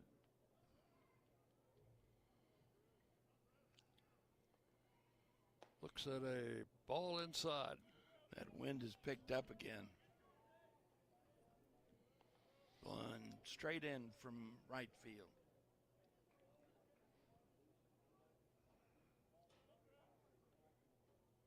There's a swing and a foul back. Count will go to 1-1. Well, that cold front passed through yesterday and dropped the temperature about 20 degrees. Also dropped a little rain, which we really needed, the rain. We've been in kind of a drought situation in Middle Tennessee. It's foul back. And I think our field is showing it because there's some few brown spots. Yeah, that we were not seeing a couple of weeks ago. Of course, they have to cover the infield when there's a threat of rain, but the outfield uncovered, but it can still use some moisture out there. There's ball 2 to Brewer. 2-2.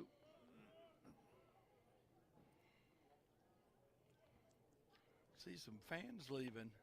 There's ball 3 outside. I can leave a ball game like this. 3 early. balls, 2 strikes.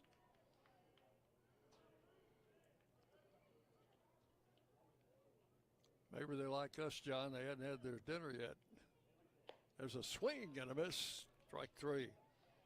Brewer is out. We can't leave, though. That's right.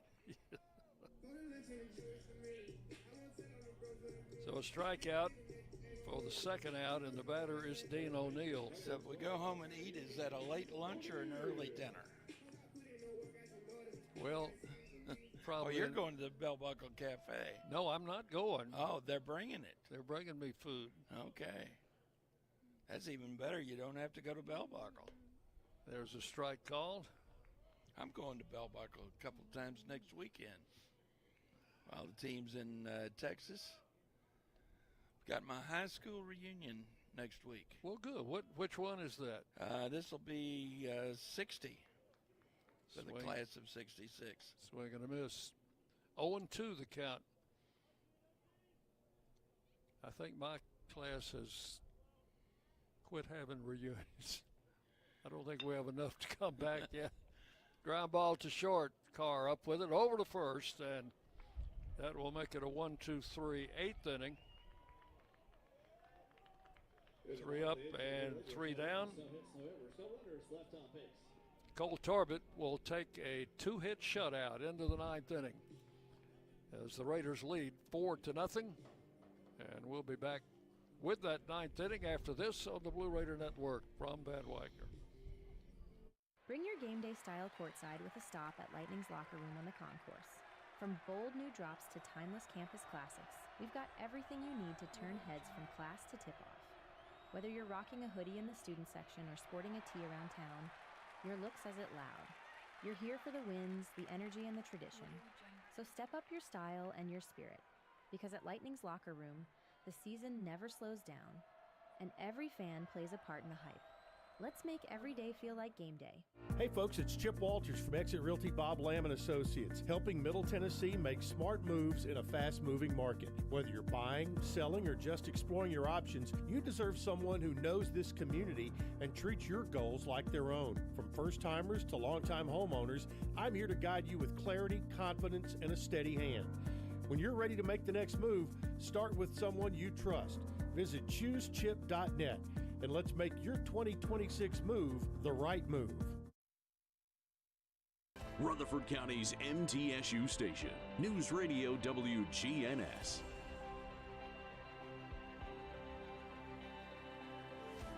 We go to the ninth inning. Raiders leading 4-0. It will be Winsett, Burrows, and DeCesare scheduled to hit. Cole Torbett on the mound. First pitch to Winsett, a swing and a miss, strike one. Winsett 0 for 1. Has walked and sacrificed his other two at-bats, which don't count against him. One strike to count. Soft pitch coming in for strike two, off speed, 0-2.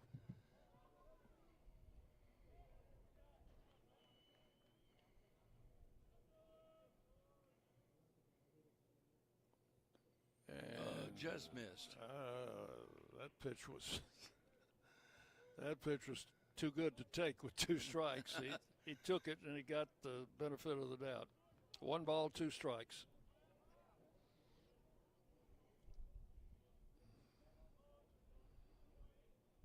And the pitch is a strike called, and that is 3 of them. Winsett called out on strikes for out number 1, and for Cole Torbett, that is his 6th First Division Bank strikeout. Don't strike out on your banking services. First Division Bank providing more power for your business. 1 out in the ninth. Here's Burrows, 0 for 3. First pitch low for ball 1. Boy, what a shot in the arm Torbett has given our pitching staff today. We know who can come in and be that. A swing and a miss, strike 1, 1-1. You're not afraid to start him in the weekend against anybody now, are you? This is his 3rd straight start.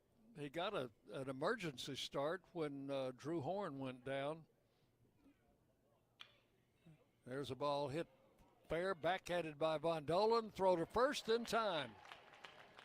Fine defensive play, Von Dolan. He was right on the line. Oh, within inches of the line. And it's a good thing he was guarding the line because that had double written all over it. Sure did. And that was very similar to that ball that he had a couple of innings ago. Fielded on that low hop. Had the bad throw. This time he got the throw right on the money. So 2 up, 2 down in the ninth. The batter is DeCesare. Grounded out 3 times, takes a strike. And Torbett still throwing strikes. 0-1.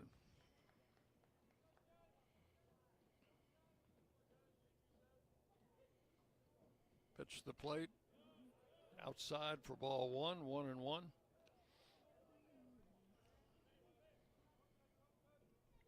Two down in the ninth. Raiders leading 4-0. And Torbett's pitch is grounded foul past third. Count will go to 1-2, and Delaware down to their final strike. Crowd understands what's going on here. We haven't had a complete game out of the staff all season.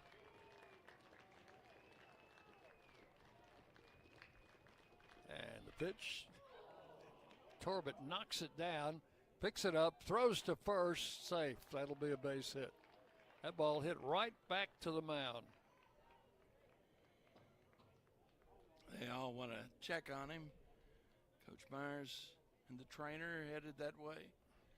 Are you That will okay? be only the 3rd hit of the game for Delaware. Torbett says he's okay.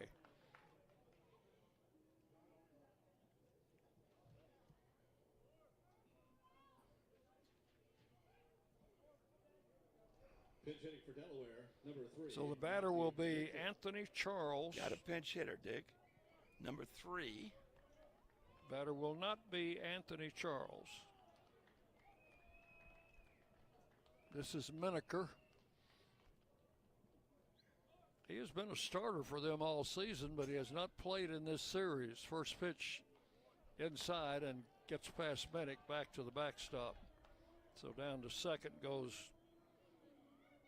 to Chesseray. 1 ball, no strikes. Miniker,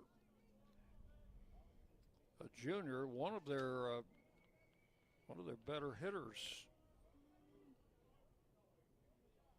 No, not one of their better hitters, but he has been a starter. Started 30 games this season, but this is his first appearance in the series. Takes a strike on the outside corner. Well, when you're hitting 173, you might lose your position. And the pitch. Missed inside, ball 2, 2-1.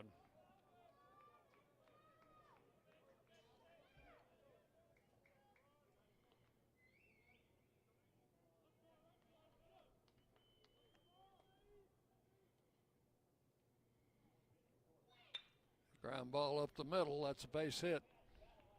They'll hold the runners at first and third as the throw comes back in. So back-to-back hits with 2 outs in the 9th inning. You just can't count this team out. They just keep packing away. And the batter will be Wolf, who has popped out 3 times or flied out 3 times. Right-handed batter. Jerry Myers on the way. I think we're going to see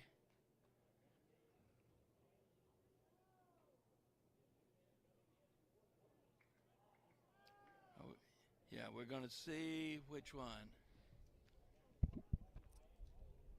Well, probably be Birch coming in. We got a right-handed batter. Well, Birch has been throwing, but this is going to be King. Gavin King. 2 outs in the 9th inning. Delaware runners at first and second. Gavin King will come in for the 3rd straight game.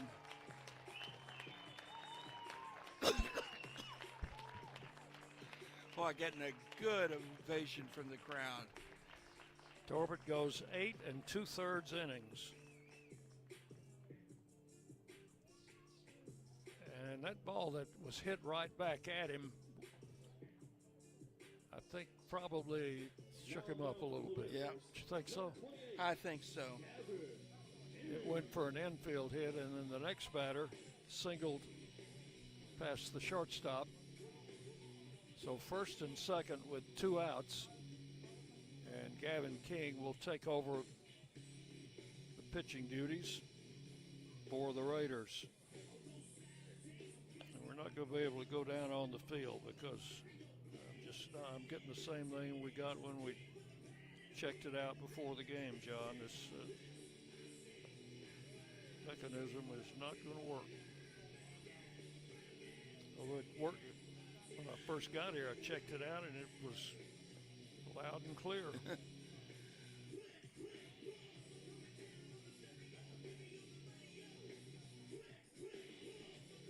Cole Torbett goes 8 2/3 innings. 4 hits, a walk, 6 strikeouts,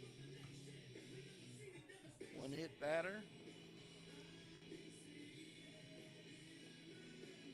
Shutout so far, but a couple runners on base now.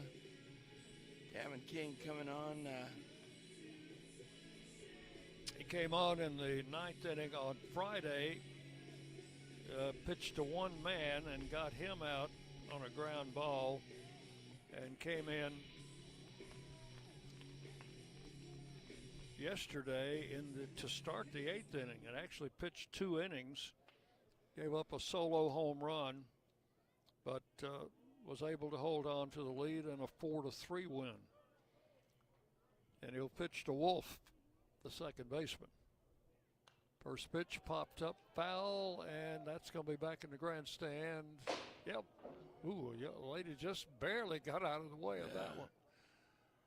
95-mile-an-hour fastball. So that is strike one.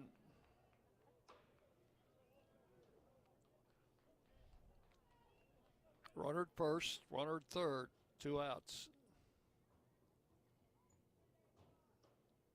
Pitch is outside for ball 1-1.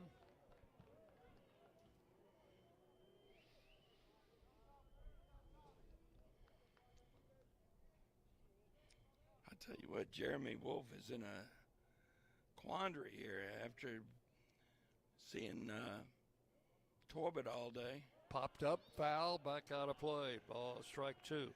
1 ball, 2 strikes. Torbett mostly been throwing in the 70s, low 80s. Now all of a sudden you're facing a guy who's throwing at 95. 1-2 the count to Wolf. That's a huge difference. Right-hander comes set, and the pitch hit him in the back. That's going to load the bases with 2 outs. What is it, John, about closing this team out? The 27th out. So the bases are loaded. That will bring the tying run to the plate. Shortstop number 14, Harry Carr. Number 9 hitter, Harry Carr. And if you don't get him out, then you've got Minio coming up. That's right. And we thought we'd seen the last of him. Carr, 183 hitter. Pitch to the plate, swing and a miss, strike 1. Yeah, we said back in the, when we finally got him out back in the 8th, hopefully we won't be seeing him again. Talking about Minio, there's a swinging strike, 0-2.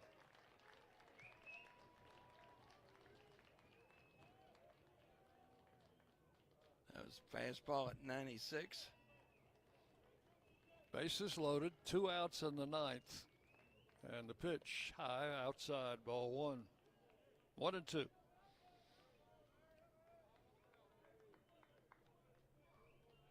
That one, a fastball at 97.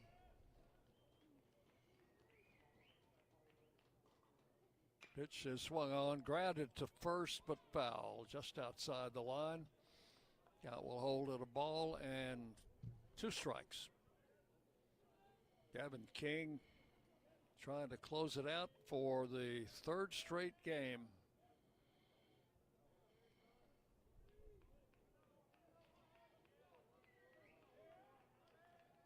Right-hander comes set. And the 1-2 pitch. Swung on and missed, struck him out, and this game is over. Raiders win it by a score of 4-3 and sweep the series. How sweep it is. You gotta like it. Boy, what a great job by Cole Torbett. Goes 8 2/3, only 4 hits, a walk, 6 strikeouts, and no between he and Gavin King to get a shutout. That is the Raiders' second Conference USA sweep of the season, as they improve their overall record to 21-19 and now go to 8-10 in conference play. Delaware will drop to 11-29, and they will be 1-17 in Conference USA. In that last inning, there were no runs, 2 hits, and 3 men left on base. So the Raiders win it by a score of 4-0, and will head to Cookeville for a midweek game on Tuesday. That will be 6 o'clock. And that game will not be on radio. That will be a live stream broadcast only on Tuesday. And then we hit the road to Sam Houston for a 3-game series Friday, Saturday, Sunday. And those games will all be on radio. So we will take a break, come back, and our post-game show coming up next. Final score, Middle Tennessee 4, Delaware 0. You're listening to Blue Raider Baseball from Van Wagner. Nothing is more expensive than a missed opportunity that could have changed your life. Maybe you're just graduating high school, or are working and need to earn a degree to advance your career. Or you aspire to be a leader, and a graduate degree can make that happen. Whether you're just starting out or retooling for the future, Middle Tennessee State University can help you get there. MTSU, the University of Opportunities. Will Fraley, attorney at law, has experience you can count on. Former Blue Raider baseball player and MTSU alum Will Fraley serves Murfreesboro and the surrounding communities. Put a strong and experienced legal fighter on your case. Give Will Fraley a call and he can handle all of your legal matters, including criminal and domestic or family law. Visit willfraleylaw.com or call 615-410-7290. When the arena lights dim for a concert, or when the crowd becomes one at a big game, you can almost feel like you're the biggest fan. But who's your biggest fan? It's the person that will get you home safely after a night of drinking. It's the person who looks out for your life to make sure you leave the stadium with someone sober. This could be a designated driver or someone who offers to get you a ride share. Because in Tennessee, fans don't let fans drive drunk. Brought to you by the Tennessee Highway Safety Office, a division of the Tennessee Department of Safety and Homeland Security. Locally grown, Blue Raider proud. This is Jonathan Harmon with the J. Harmon Home Team. As an MTSU alumnus and lifelong Rutherford County resident, I bring the heart of a teacher, the grit of a Blue Raider, and over 15 years of real estate experience to every client. Honest to a fault, connected to the community, and driven to serve. I don't just help you buy or sell, I help you understand every step. The J. Harmon Home Team, where real estate meets real talk. WGNS, the flagship station for Blue Raider sports. Today's game is in the books, and it's time to recap today's action in the Blue Raider postgame show. Today's broadcast on the Blue Raider Network has been brought to you in part by Will Fraley, attorney at law, State Farm Insurance, and agent Andy Womack, Middle Tennessee Electric, Exit Realty, Bob Lamb and Associates, and agents Brad Hopkins, Richard Lewis, Jonathan Harmon, and Chip Walters. And by Las Casas Drugs. Let's head back to the ballpark for today's Blue Raider postgame show.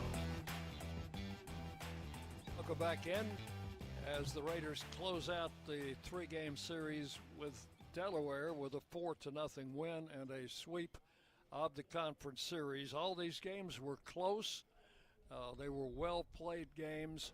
The Raiders were able to prevail, winning Friday night 8-7, and yesterday by a score of 4-3, and today 4-0. Keeping in mind, though, that they had the tying run at the plate in the ninth inning.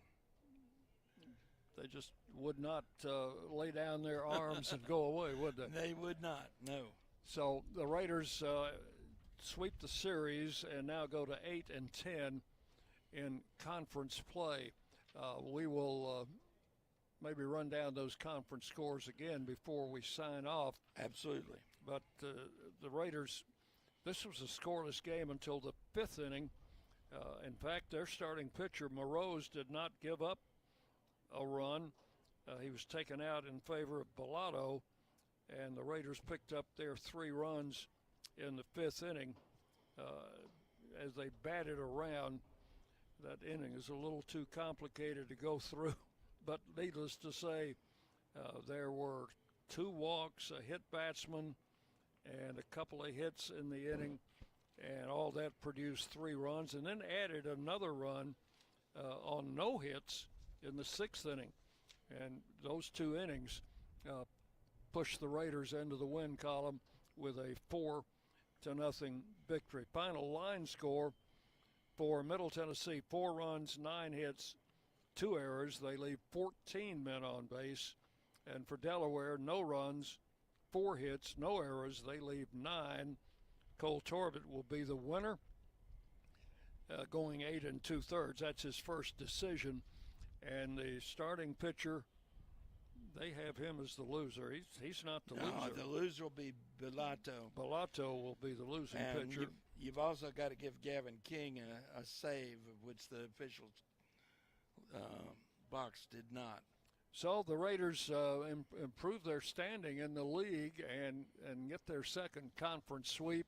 It is their third shutout of the season and the first in Conference USA. And what it means is that we have got we are the only team at 8 and 10. We're in 6th place by ourselves. They're now at least 3 teams and possibly a 4th at 7-11. Why don't you run down those other scores? Sure. Let me give you those scores again. Louisiana Tech 4, Kennesaw State 3, Jackson State 7, FIU 2, Liberty 9, DBU Dallas Baptist 8, Sam Houston 12, New Mexico State 10. And they're in the bottom of the 8th in Springfield, Missouri, West Kentucky on top 9-5.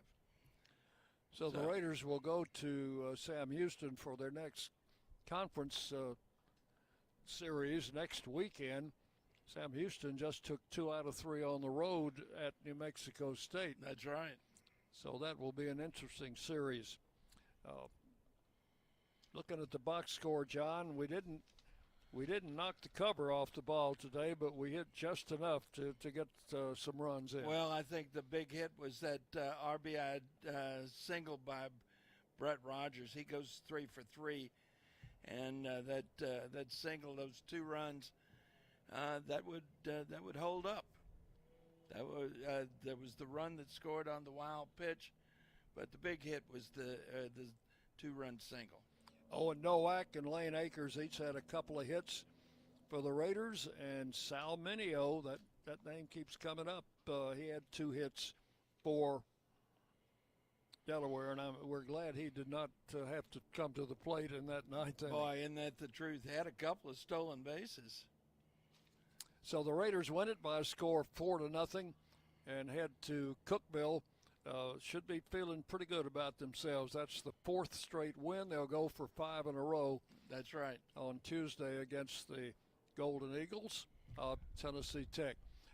It will be a live stream broadcast only. We'll start our broadcast shortly before 6 o'clock, and you can pick it up on the internet the same way you've been picking up these radio games. Our next radio broadcast will be from Sam Houston on Friday night. That's a 6:30 start. So it'll be a 6:15 pregame show next Friday. That's going to wrap it up here, John. For my partner here, John Callow, Michael Robinson has been our studio producer. This is Dick Palmer. Thank you so much for listening. Raiders win today by a score of 4-0. And you've been listening to Blue Raider Baseball from Van Wagner. Good afternoon from the ballpark. Las Casas Drugs is a proud sponsor of Blue Raider Athletics, located at 4702 Las Casas Pike, just minutes from Murfreesboro. Las Casas Drugs strives to provide all of your pharmaceutical needs in that hometown atmosphere you deserve. Family-owned and operated, Las Casas Drugs offers free delivery, immunizations, drive-through window, gift shop, merchandise, and medication management programs. Come by and see how we can make a difference. And go Blue Raiders! Bring your game day style courtside with a stop at Lightning's locker room on the concourse.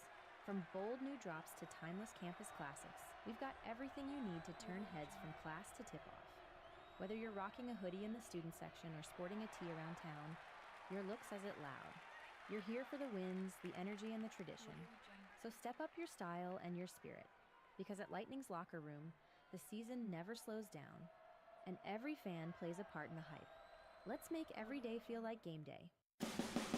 The Blue Raiders are winners in the classroom, on the field, and the courts. Richard Lewis here. I want you to win in real estate also. Buying, selling, auction here in Tennessee, or along the Gulf Coast, a second home, or investing. Give me a call to help start that winning process. 615-319-9981. Oh, I'm never too busy for your referrals. Richard Lewis, Exit Realty, Bob Lamb & Associates. At State Farm, when home and auto work as a team, you score and save money. I'm State Farm agent Andy Wama. Give me a call at 615-890-0850 and let's work together to win big by saving money on home and auto. With the service you get from State Farm, you might think our car insurance costs more. I'm State Farm agent Andy Wama. Give me a call at 615-890-0850 and let me show you with discounts up to 40%. You may find it even costs less.